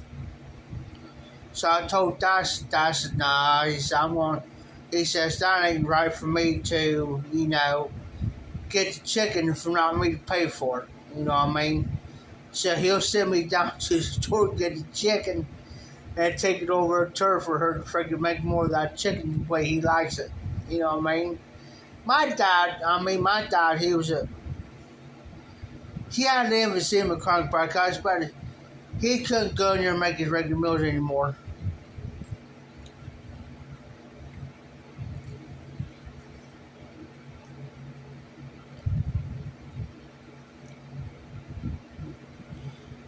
Now, Zippo, I'm going to have to check into that.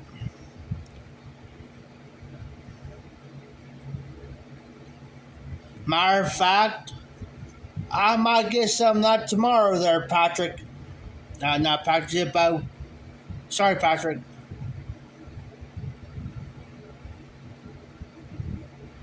But how many eggs can you do, Zippo? What I'm saying is, how many eggs can you put in that? 1, 2, whatever.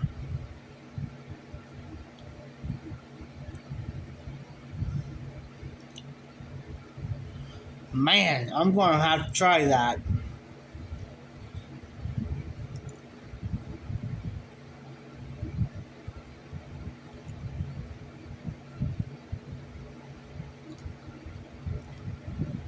Now, my ex-brother-in-law, her mom.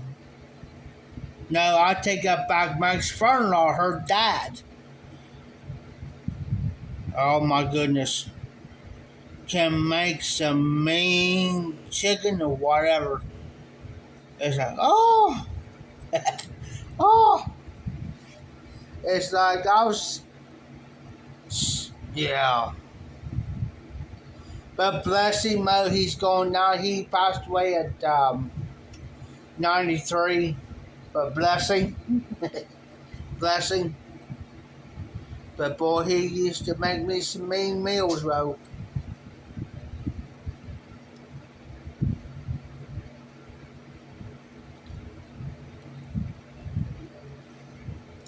Now, I tell you what now, my ex-wife used to be, she knew I loved my barbecue chicken, but she knew I was picky about my barbecue chicken. She made it just freaking right, the way I liked it every time. And she knows. Well,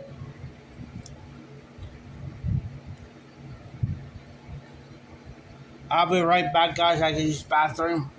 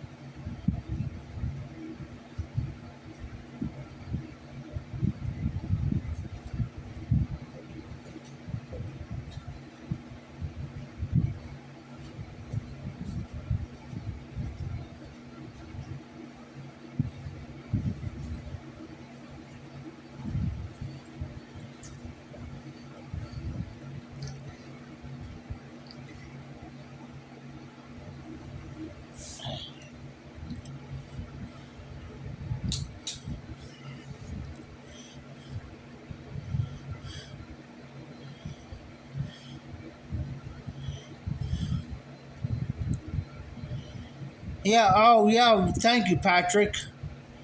Jake, you smoking anything tonight, brother?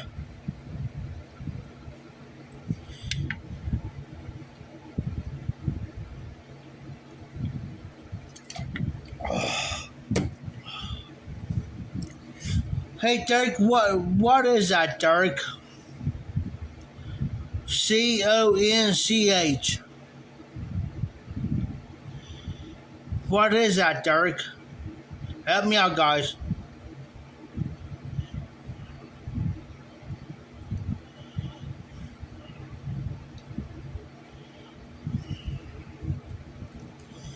Cause that's the only way I'm going to learn anything.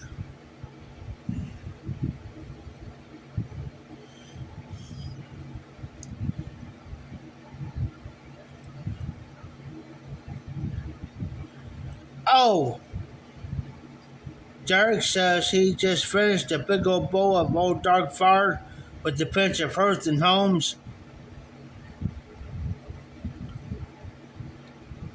Oh, okay. Now that's part of seafood, ain't it? And I'm a seafood person.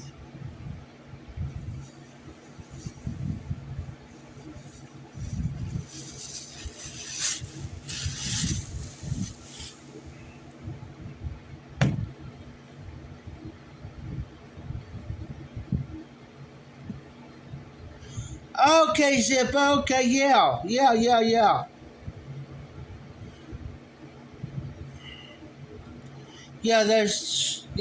you can pick up this, yeah. Okay, I got you now, Derek.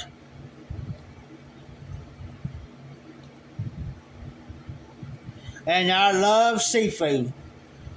I'm a seafood person, guys.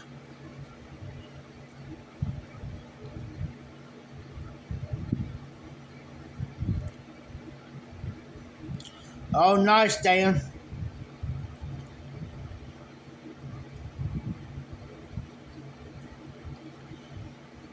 And yeah, I've always been a seafood lover all my life. I haven't tried that yet, though, but I'll try it. I'll try anything once in my life.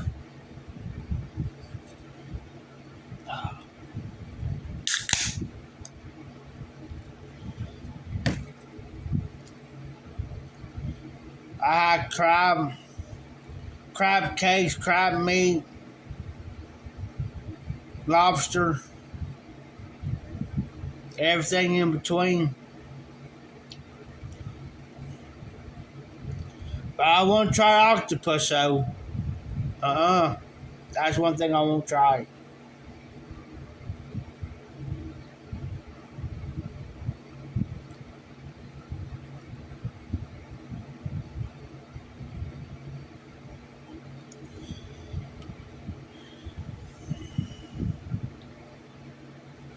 No, no, Patrick. I've heard of it. I've been told it's good. I've been told it's good, Patrick, but I never had it yet.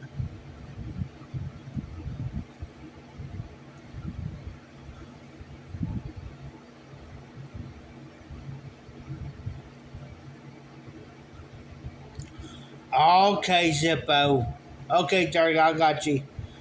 But other one there, Patrick, I mean, I've heard of it. And I've heard a lot of people talk about it. I haven't tried it yet, but I'm planning on to.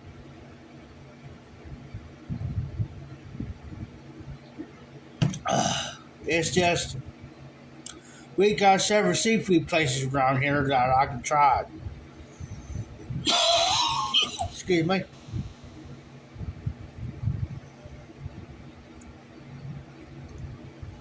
But yeah, I'll give it a try. Like I said, I'll try anything once in my life. If it's prepared right.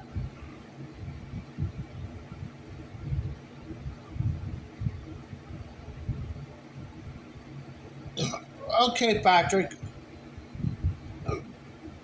I might try that in Vegas.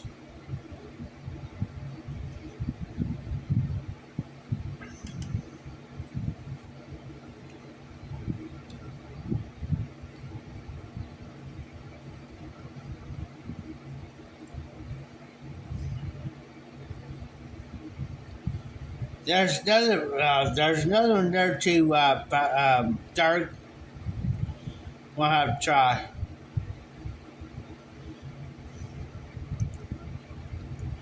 I was down at a seafood place down in Chillicothe, and I got some flounder. Flounder. It's a fish. Talk about good. It was good.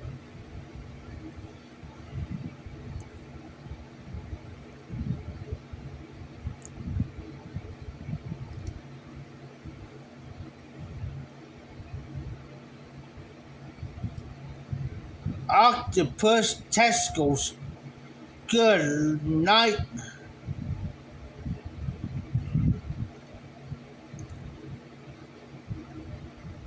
Now sushi. Now I love sushi. I love sushi.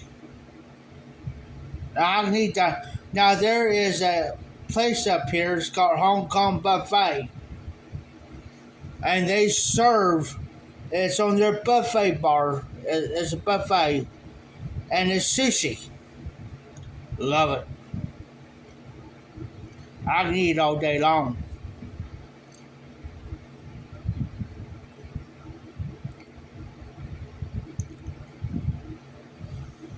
And I'm thinking about hitting that tomorrow. Thinking about it.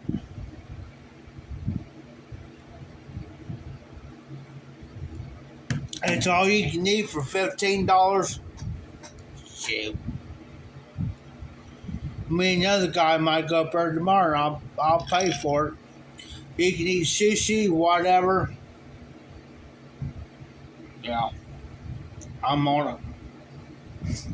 I can eat sushi all day long. I got him hooked on it. He said, "What is sushi?" And I told him what it was. But, I didn't tell him what it was until after he ate it. He said, "Oh, this is good." Yeah, I told him what it was.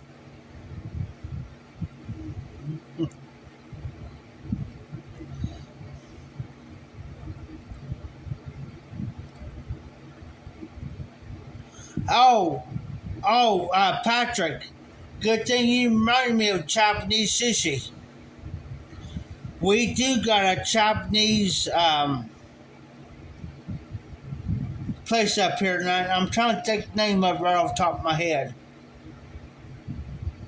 I can't think of it, but it is Japanese. It's right uptown. It's right uptown, right up here. And I can't take the name there. I can't take the name there. I'll get it tomorrow, and I'll write it down so I can tell you what it is.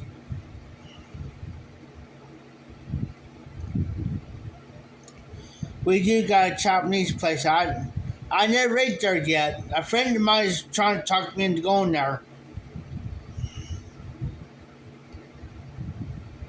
Yes. He's been wanting me to go there for ever. It's a Japanese. It's actually Japanese up here. I just can't, like I said. And he's been wanting me to go to it like freaking forever. He says, "Man, come on, dude." He says, "Come on, Jeff." He says, "Let's hit there." I said, "Well, whenever you want to hit it, we'll hit it." I'm still waiting.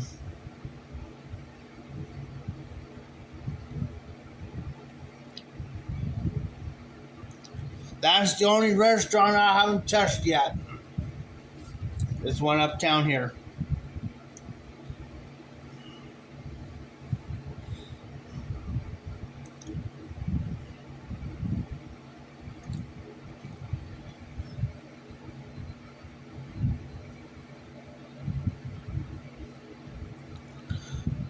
Sesame rolls. Never heard of that before.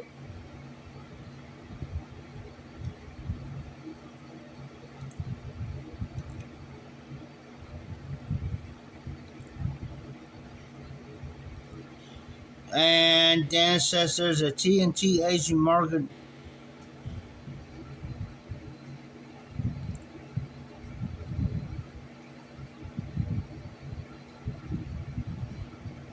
Okay, okay, I got you, Patrick. Um, can you explain what that is? Because I never heard of it before.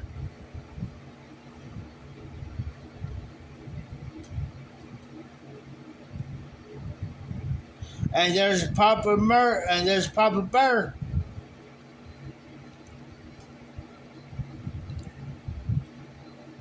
Well, Derek, that's up my alley.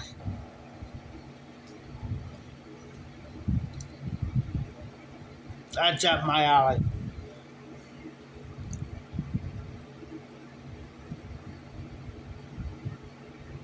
Oh, okay, Patrick, I got you now.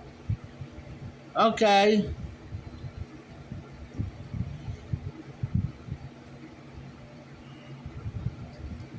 See, there's a lot of this new stuff I'm learning.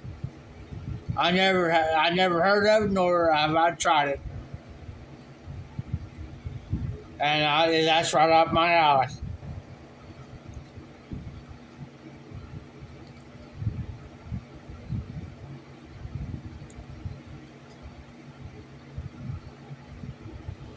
We only got well, Dan. There's like I said, we only got one Japanese place here in town, and like I said, we've been tempted.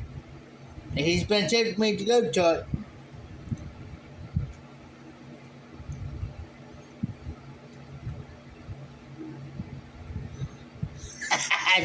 Derek.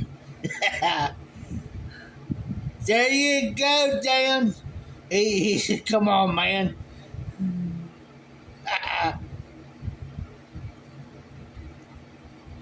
Let me think that restaurant here, guys. Hold on, I'll look it up here real fast.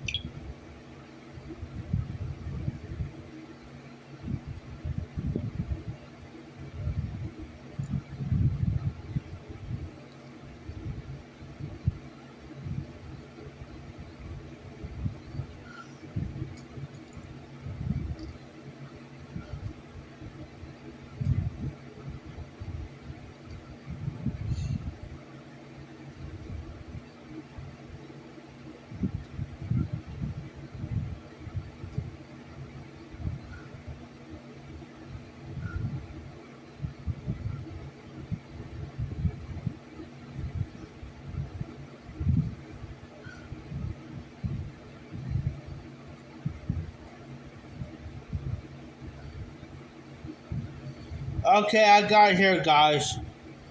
It's called Haberdashery Grill. It's spelled OHAO.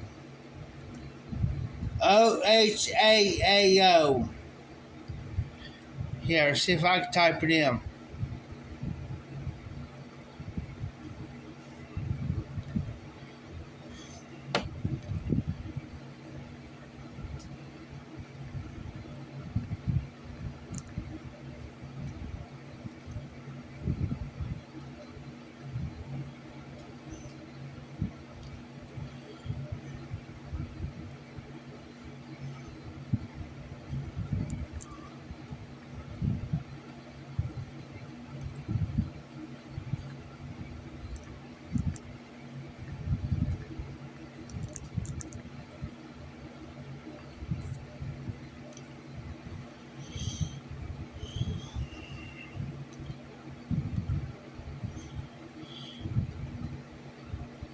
Okay, I misspelled a word.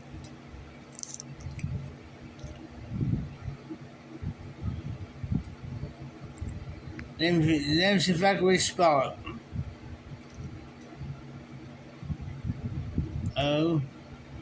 OHA.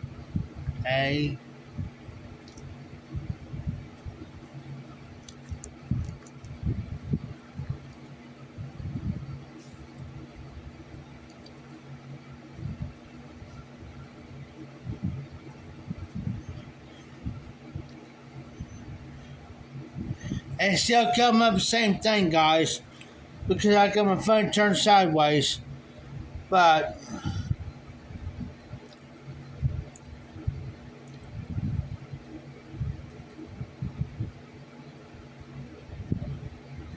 Here's the name of it. Here's the name of it, guys. And that's a Japanese girl up here.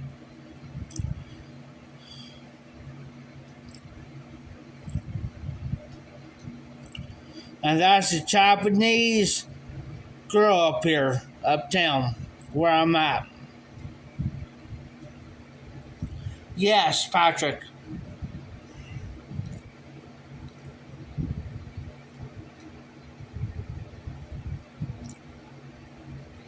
I'm going to enlarge it.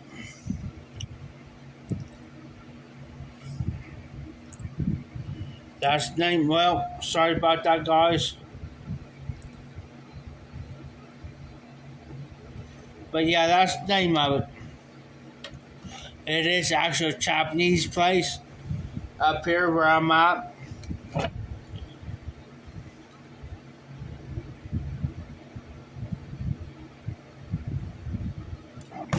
What you guys saying is they want me, I got a friend of mine wants me to go there, been on me for it. That's just Zippo. They do that in sushi. That's a Japanese restaurant. So we might hit there tomorrow.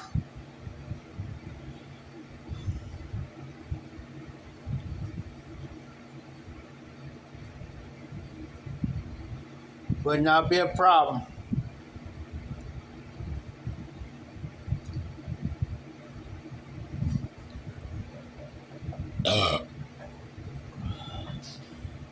It's just my daggone phone wants to autocorrect.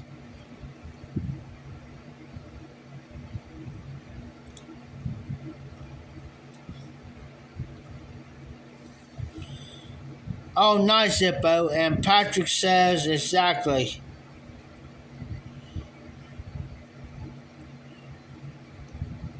Oh, nice, Patrick.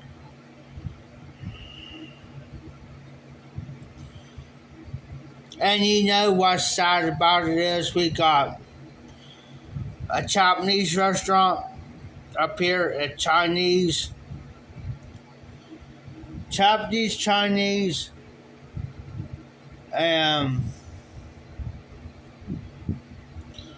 I take that back. I take that back. There are actually two Chinese restaurants up here. And one Chinese, and we got a Mexican restaurant that's got two of them.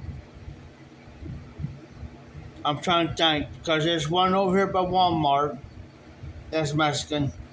We got another one here in town, that way. We got the Chinese restaurant, which is not far from here, and then we got one across town, and the Japanese one. So there's two Chinese, one Japanese, two Mexican restaurants. And we think what else? Trying to think. That's just about it as far as that goes. As far as that goes.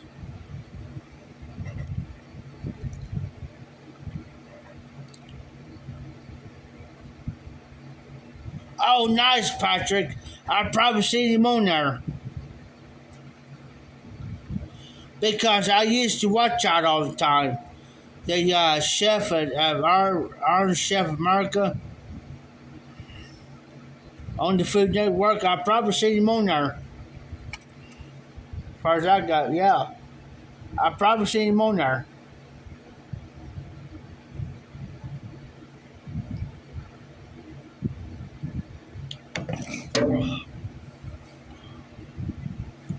Because I used to watch Iron Chef all the time. That's one of my favorite food shows. Is watch them guys on there.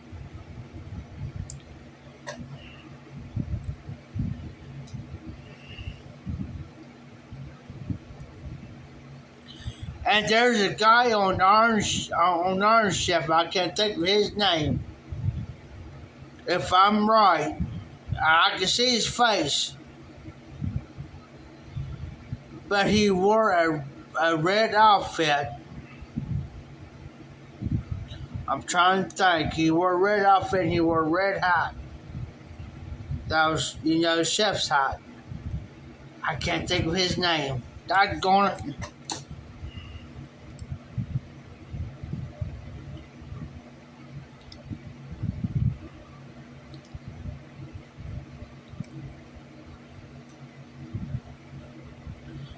Patrick, there's one guy.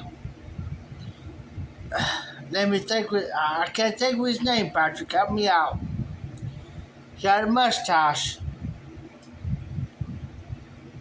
Okay, if I remember right, I'm trying to think. He had like a black mustache. He wore like a red out, like chef's red shirt. He had a red hat. I can't think of his name. But he always beat everybody else. Just about beat everybody else. But I can't think of his name. And I used to watch him all the time. And he's one of my favorite guys. He was real skinny too. Oh, wow. I can see his face. Plain as day. But they always picked him.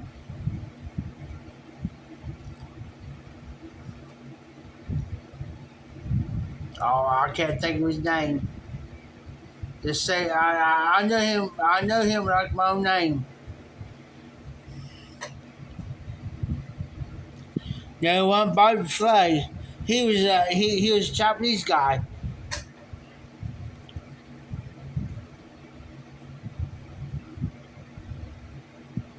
He was a Japanese guy. And I think Patrick might miss his name.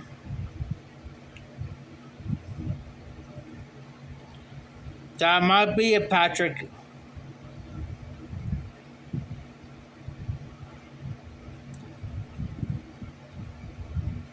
The first. Yes, that's it, Patrick. That's it. That's his name. In the red. You're right. I just couldn't put it out there. And I liked him. And it's like nobody couldn't freaking beat him. It's like he did everything. It's like they tried. He made lost maybe a couple times, but they couldn't beat him. It's like, I like him. I used to sit there and watch him all the time. All the time. It's like, who's going to be his next opponent?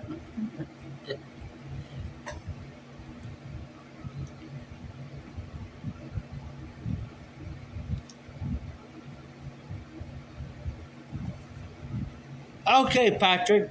Okay, I got you. I got you. But I can remember he had like a black mustache, wore red. And they tried to beat him. Like I said, he might have lost a couple times, but nobody could hardly beat him. And Bobby, Bobby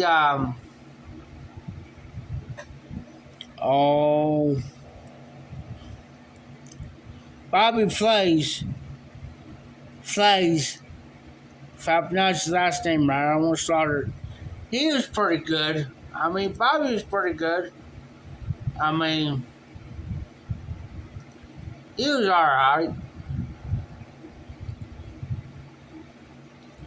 But it's just that one guy is I watch him.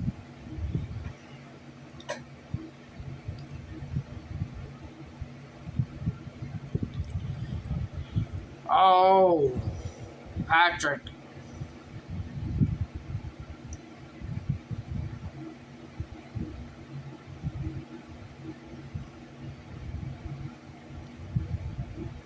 Bobby's good on his food.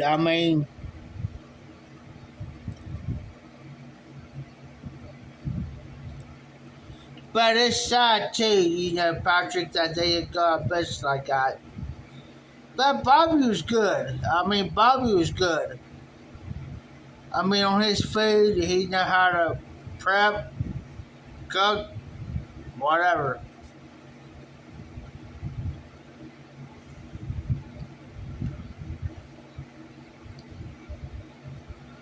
There's a guy on here. I watch him on YouTube, guys. Speaking to him, look up, and he does himself. He does himself. He may have some little help, but he's called Fat Monkey. Fat Monkey. Watch him on YouTube. His name's Fat Monkey.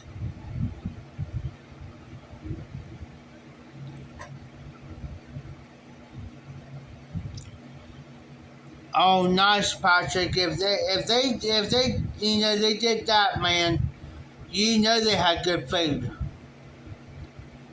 Good food. Because, like I said, I'm a type of person. I won't say I'm picky.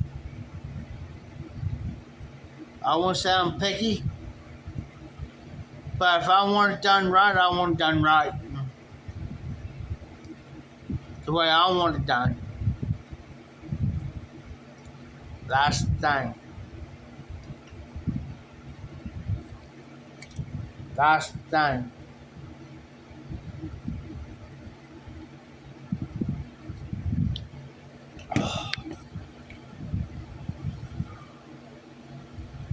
I'm a type of person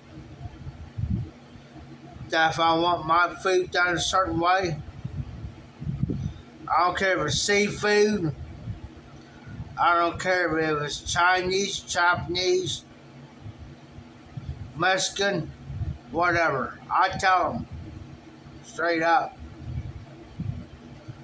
this is how I want it done. Because if I had it before, because this is where I look at it, if I had it before, I don't want to prepare it that way. If I had it before. If it's not prepared the way I had it before, then I'm going I'm going to say something about it.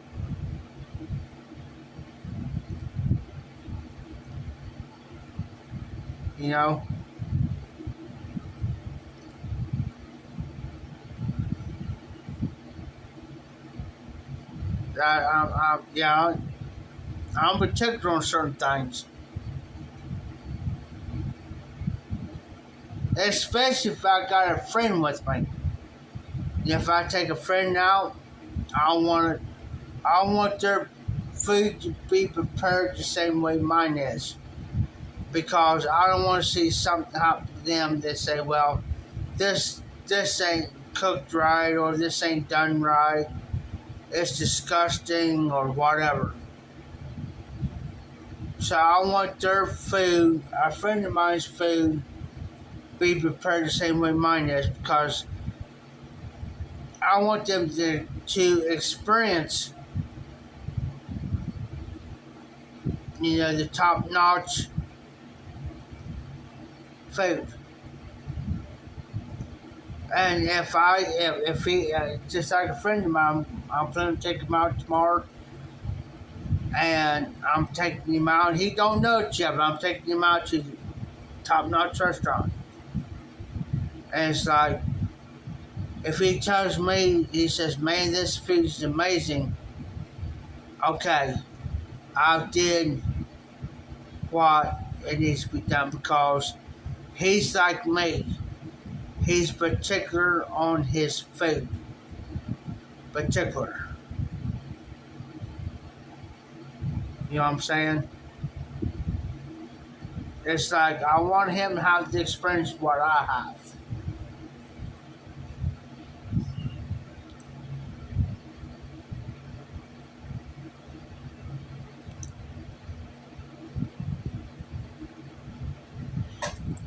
I remember Bobby. I remember Bobby Flay and Wolfgang Pugh. And Wolfgang. And maybe Jeffrey. You know what I'm saying, Patrick? I remember Bobby, Jeffrey, and Wolfgang. Now, Michael and Alex are, they're niffy. I may have,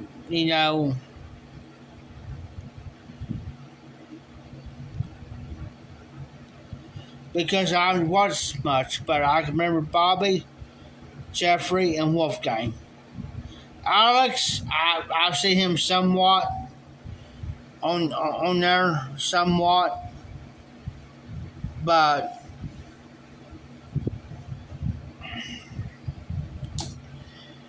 them guys are good, though. I mean, what can I say? They're all good cooks.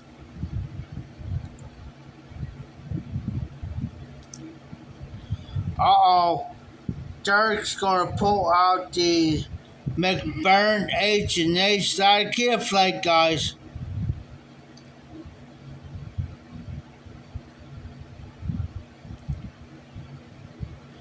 I never heard of that before, Patrick. Oh, Chris Morgan. Jackalope.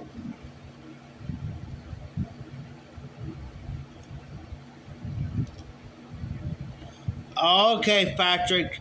Like I said, I haven't watched as much. But I can remember Bobby and them. Bobby and Jeffrey and Wolfgang. As I haven't watched as much, but I remember them guys.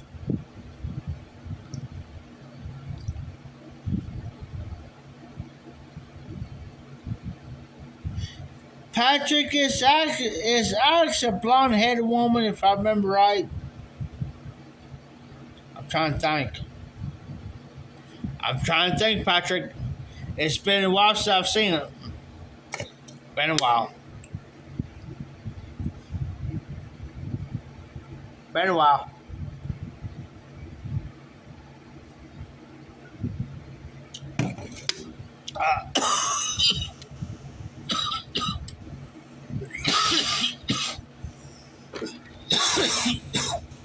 Excuse me.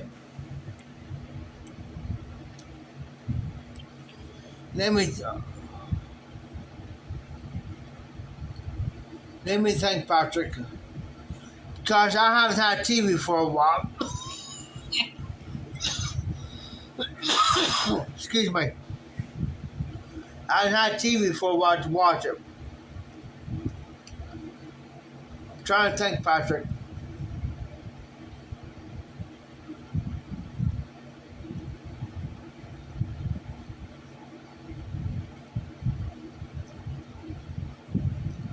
Trying to think. Okay, I need to talk about now. Never mind.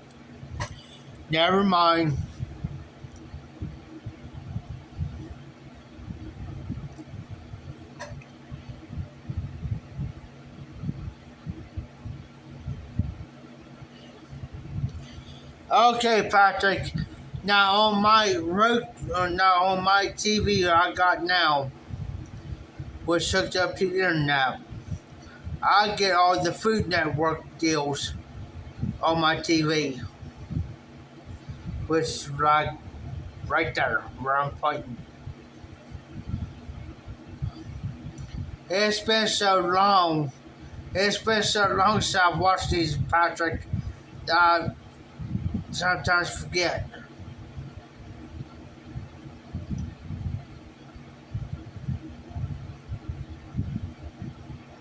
Because I got all that on there now to where I don't have to. Yeah.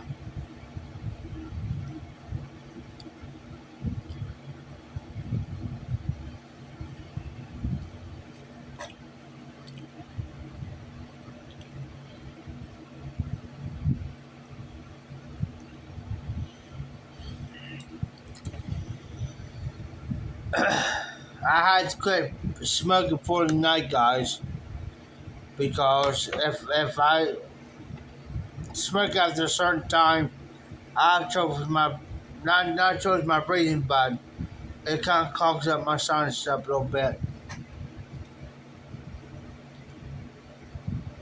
Okay. Matter of fact, I'll look that up. I'll look it up on here.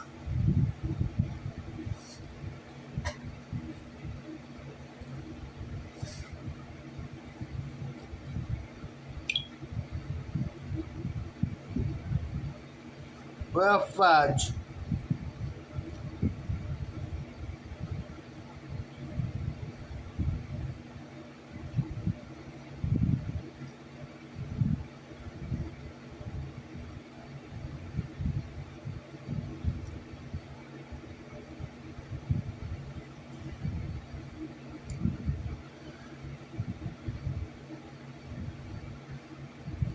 Matter of fact, right there, I got it pulled up, Patrick.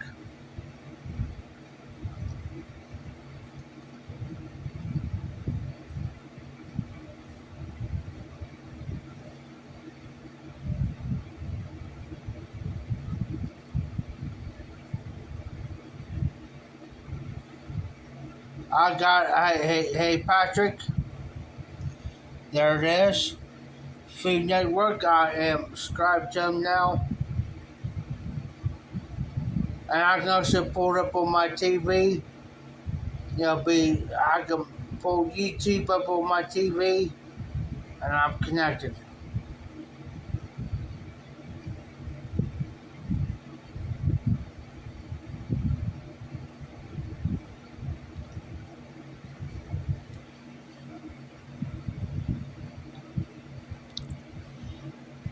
Hey, Patrick. What is in that blend, Patrick? What is in that blend? Because now you got me thinking on that blend. Now you got my mouth watering on it. Chris Morgan Jackalope.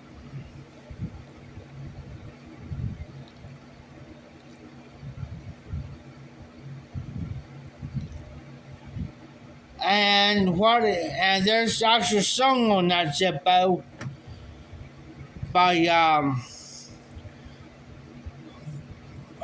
Jefferson. Patrick said earlier, Jefferson something. It came out in 1967.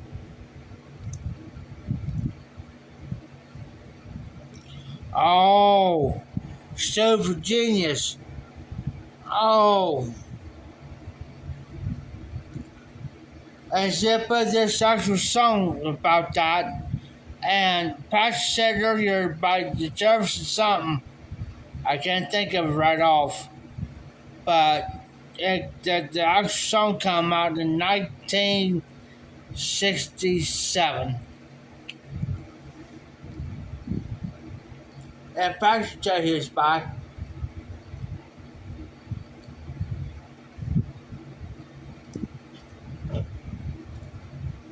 Hold on. Airplane.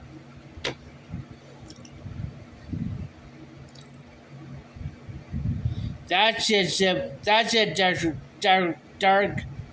Jeff's Airplane, 1967.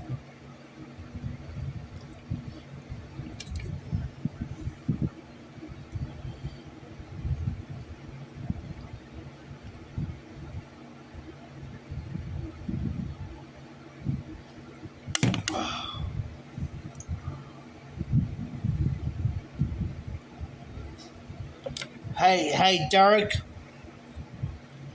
Smoking the Levant. Well, smoking the Levant. With, I happened to find this. Seattle Pipe Club, Mississippi River Special Reserve from 2018. I rubbed it out. That's how much I got left of it. Smoking in the Levant dual seat. Now this pipe here, dual seat, DULCT, is the off-brand, like a secondary to Convoys in the pipe.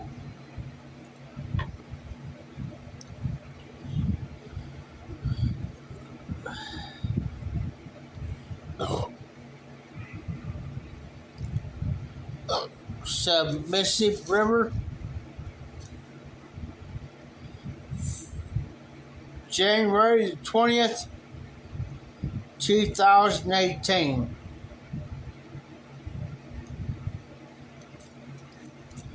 Now January the 20th is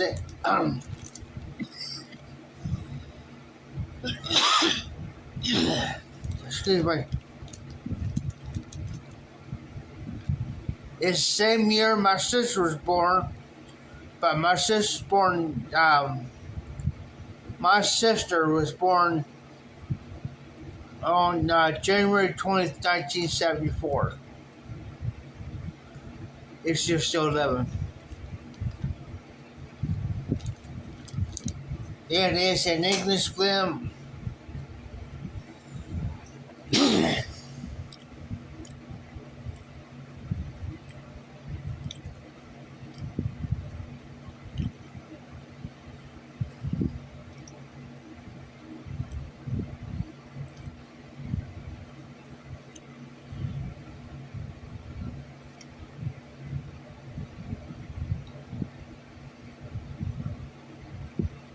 Oh wow, Patrick. Nice, 1950s. I haven't looked this pipe up yet, but I'm trying to figure out what this pipe is. It's a dual seat, like I said, DULCT, and it's shape number 212. This pipe here. So I'm trying to find some information on this pipe. I know it's a Levant shape. I'm just trying to figure out some info. I know I got one pipe back there, Patrick. It is a Wellington. It's a let me think. It's a Wellington Church Warden, but it's got a P-lip. It's a P-lip, but when I looked it up, it's from the 1940s. The 1940s, and it's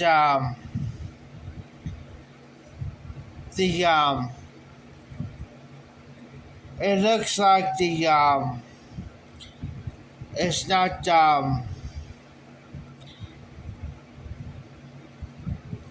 it's nickel instead of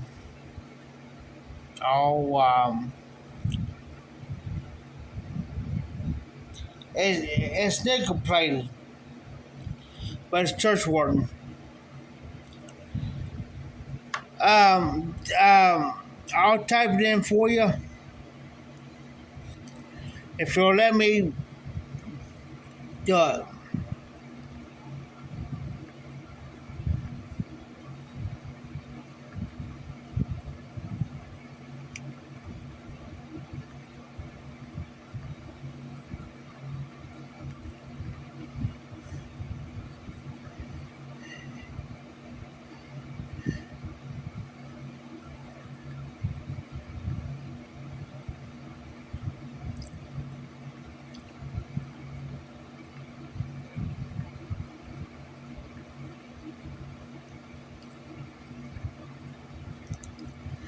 If it let me put it there correctly.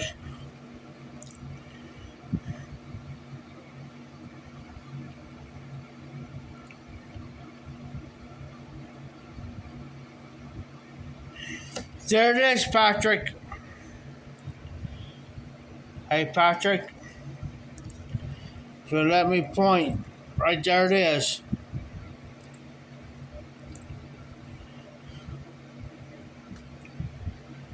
and it is a connection to Comoys. It's a connection to Comoys. This pipe here.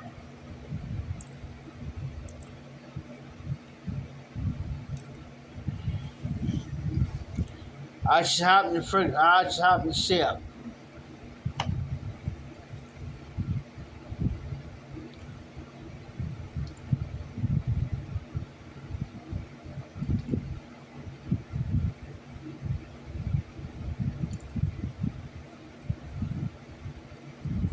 The only thing I tried to type in, but I hate autocorrect.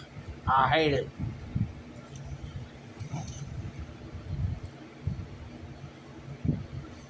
But this is like a Lavat, long shank, short stem. It's like a Lavat, and I love this pipe.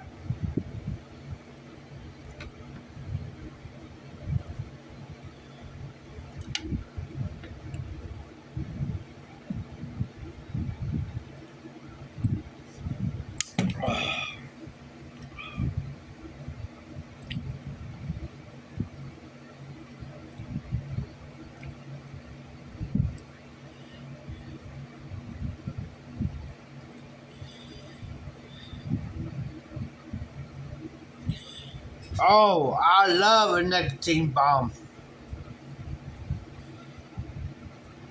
I love a nicotine bomb.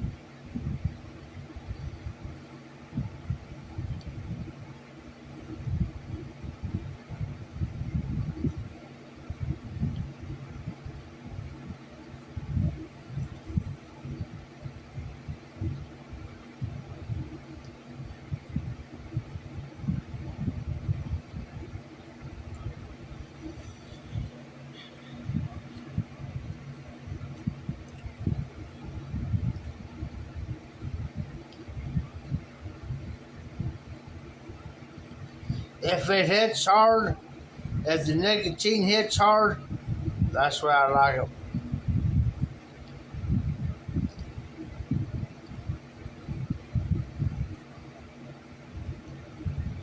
You can't get wrong with it.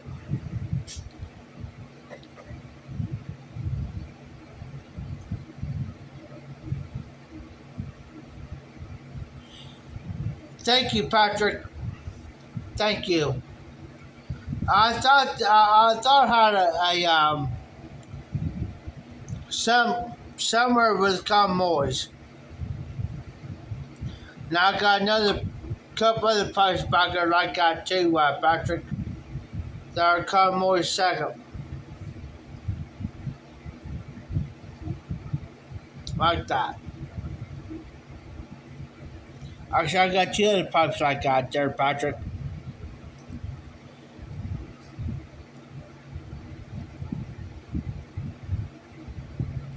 And let me tell you, between this pipe here and the other pipe that is a Comoys second, I like.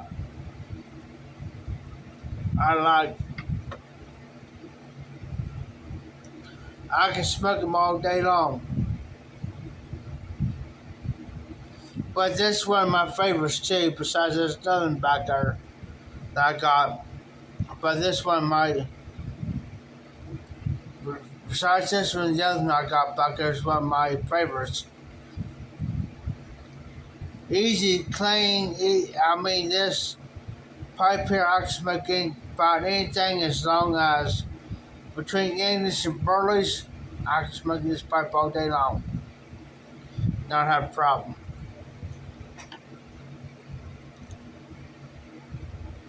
Okay, I got you, Patrick. Thank you. Thank you for that.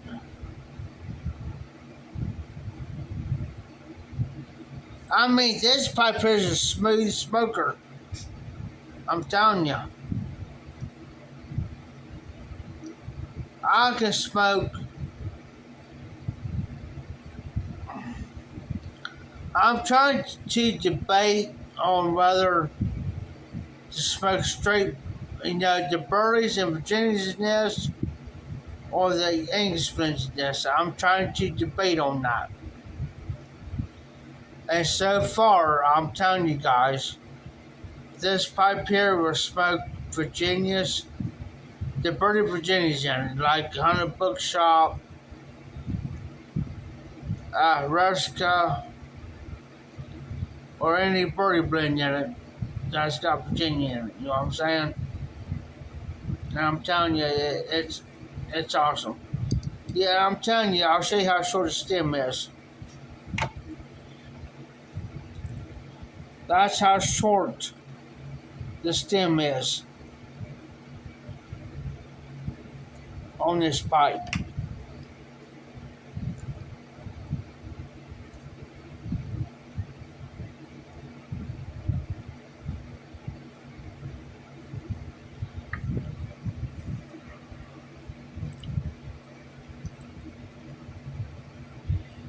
Yeah, Patrick, let me know how that pipe is. Let me know.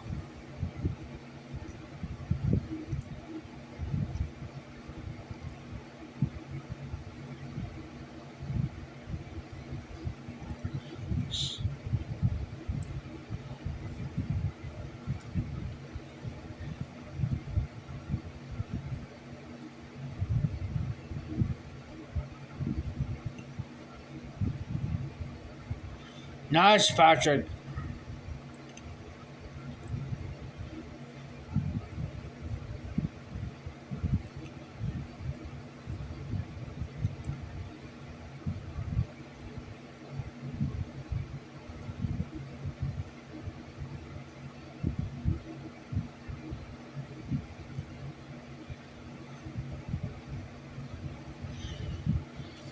Nice, Derek, and nice Zippo, and I understand that it's a sit-down pipe. I got maybe a couple pipes back there that's a sit-down pipe.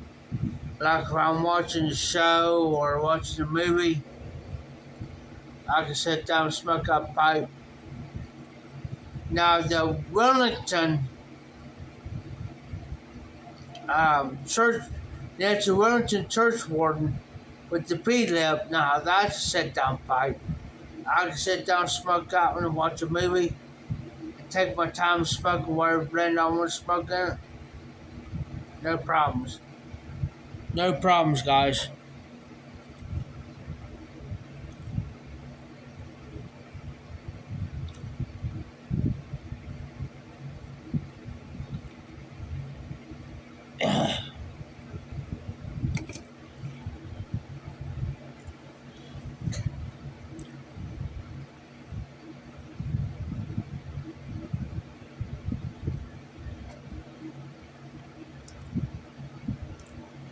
Oh, nice. Now I got a pipe back there.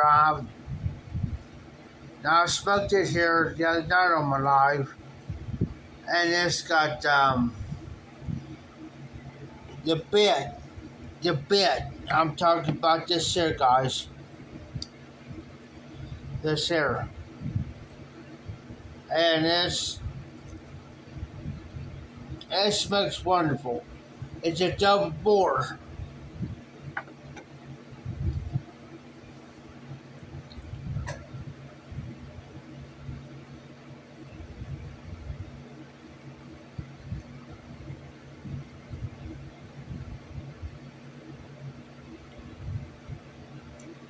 Yeah, I agree with Derek.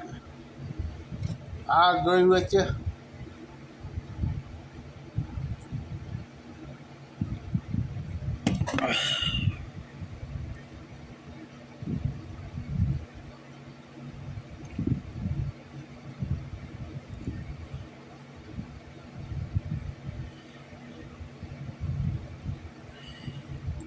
Let me go back and grab about one.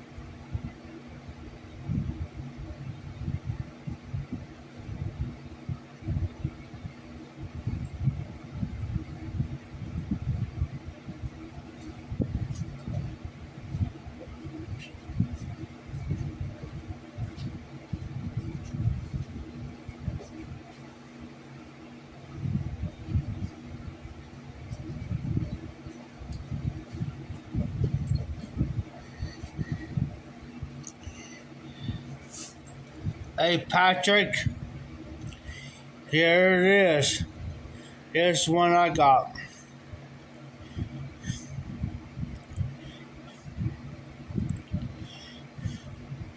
It's a church. It's an army style. Opened up.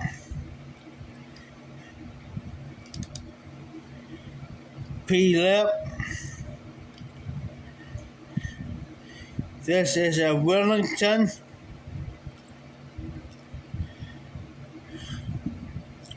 And that is nickel. Nice pipe.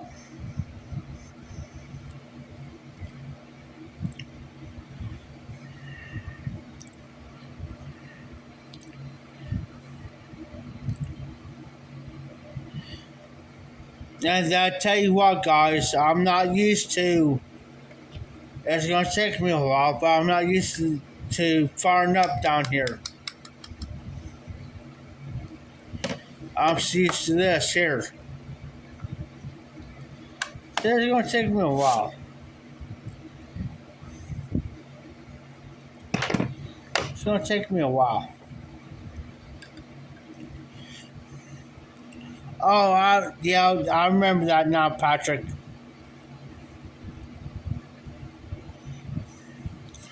This is one of my sit-down pipes. This is the type of pipe I'll sit down and watch a movie or watch a show. Type pipe. Take my time. No hurry, no rush on smoking it. I'm going to see how much battery life I got, guys.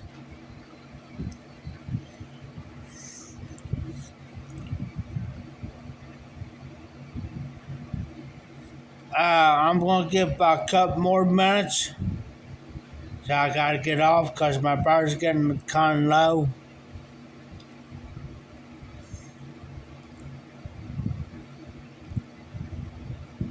But I enjoyed everybody coming in. I enjoyed everybody's conversations. I enjoyed everybody's recommendations on food, pipe tobacco, whatever. I'm going to see what time it is. It's 1:23 in the morning here where I'm at. I'm going to go ahead and get off because I got to get up early in the morning. I appreciate everybody coming in. I appreciate everybody commenting and everything. I appreciate you. I gotta get up by 9 o'clock in the morning, so I'm going to try to get off here and grab me something to eat. And hopefully I'll see you all on the next live. I'll try to make it live tomorrow night, unless there's somebody's already on. I hope everybody be safe, be well. Thanks for tuning in. This is the How Sweet Muffins Mafia Piper. Keep them lit, keep the embers burning, and y'all take care out there.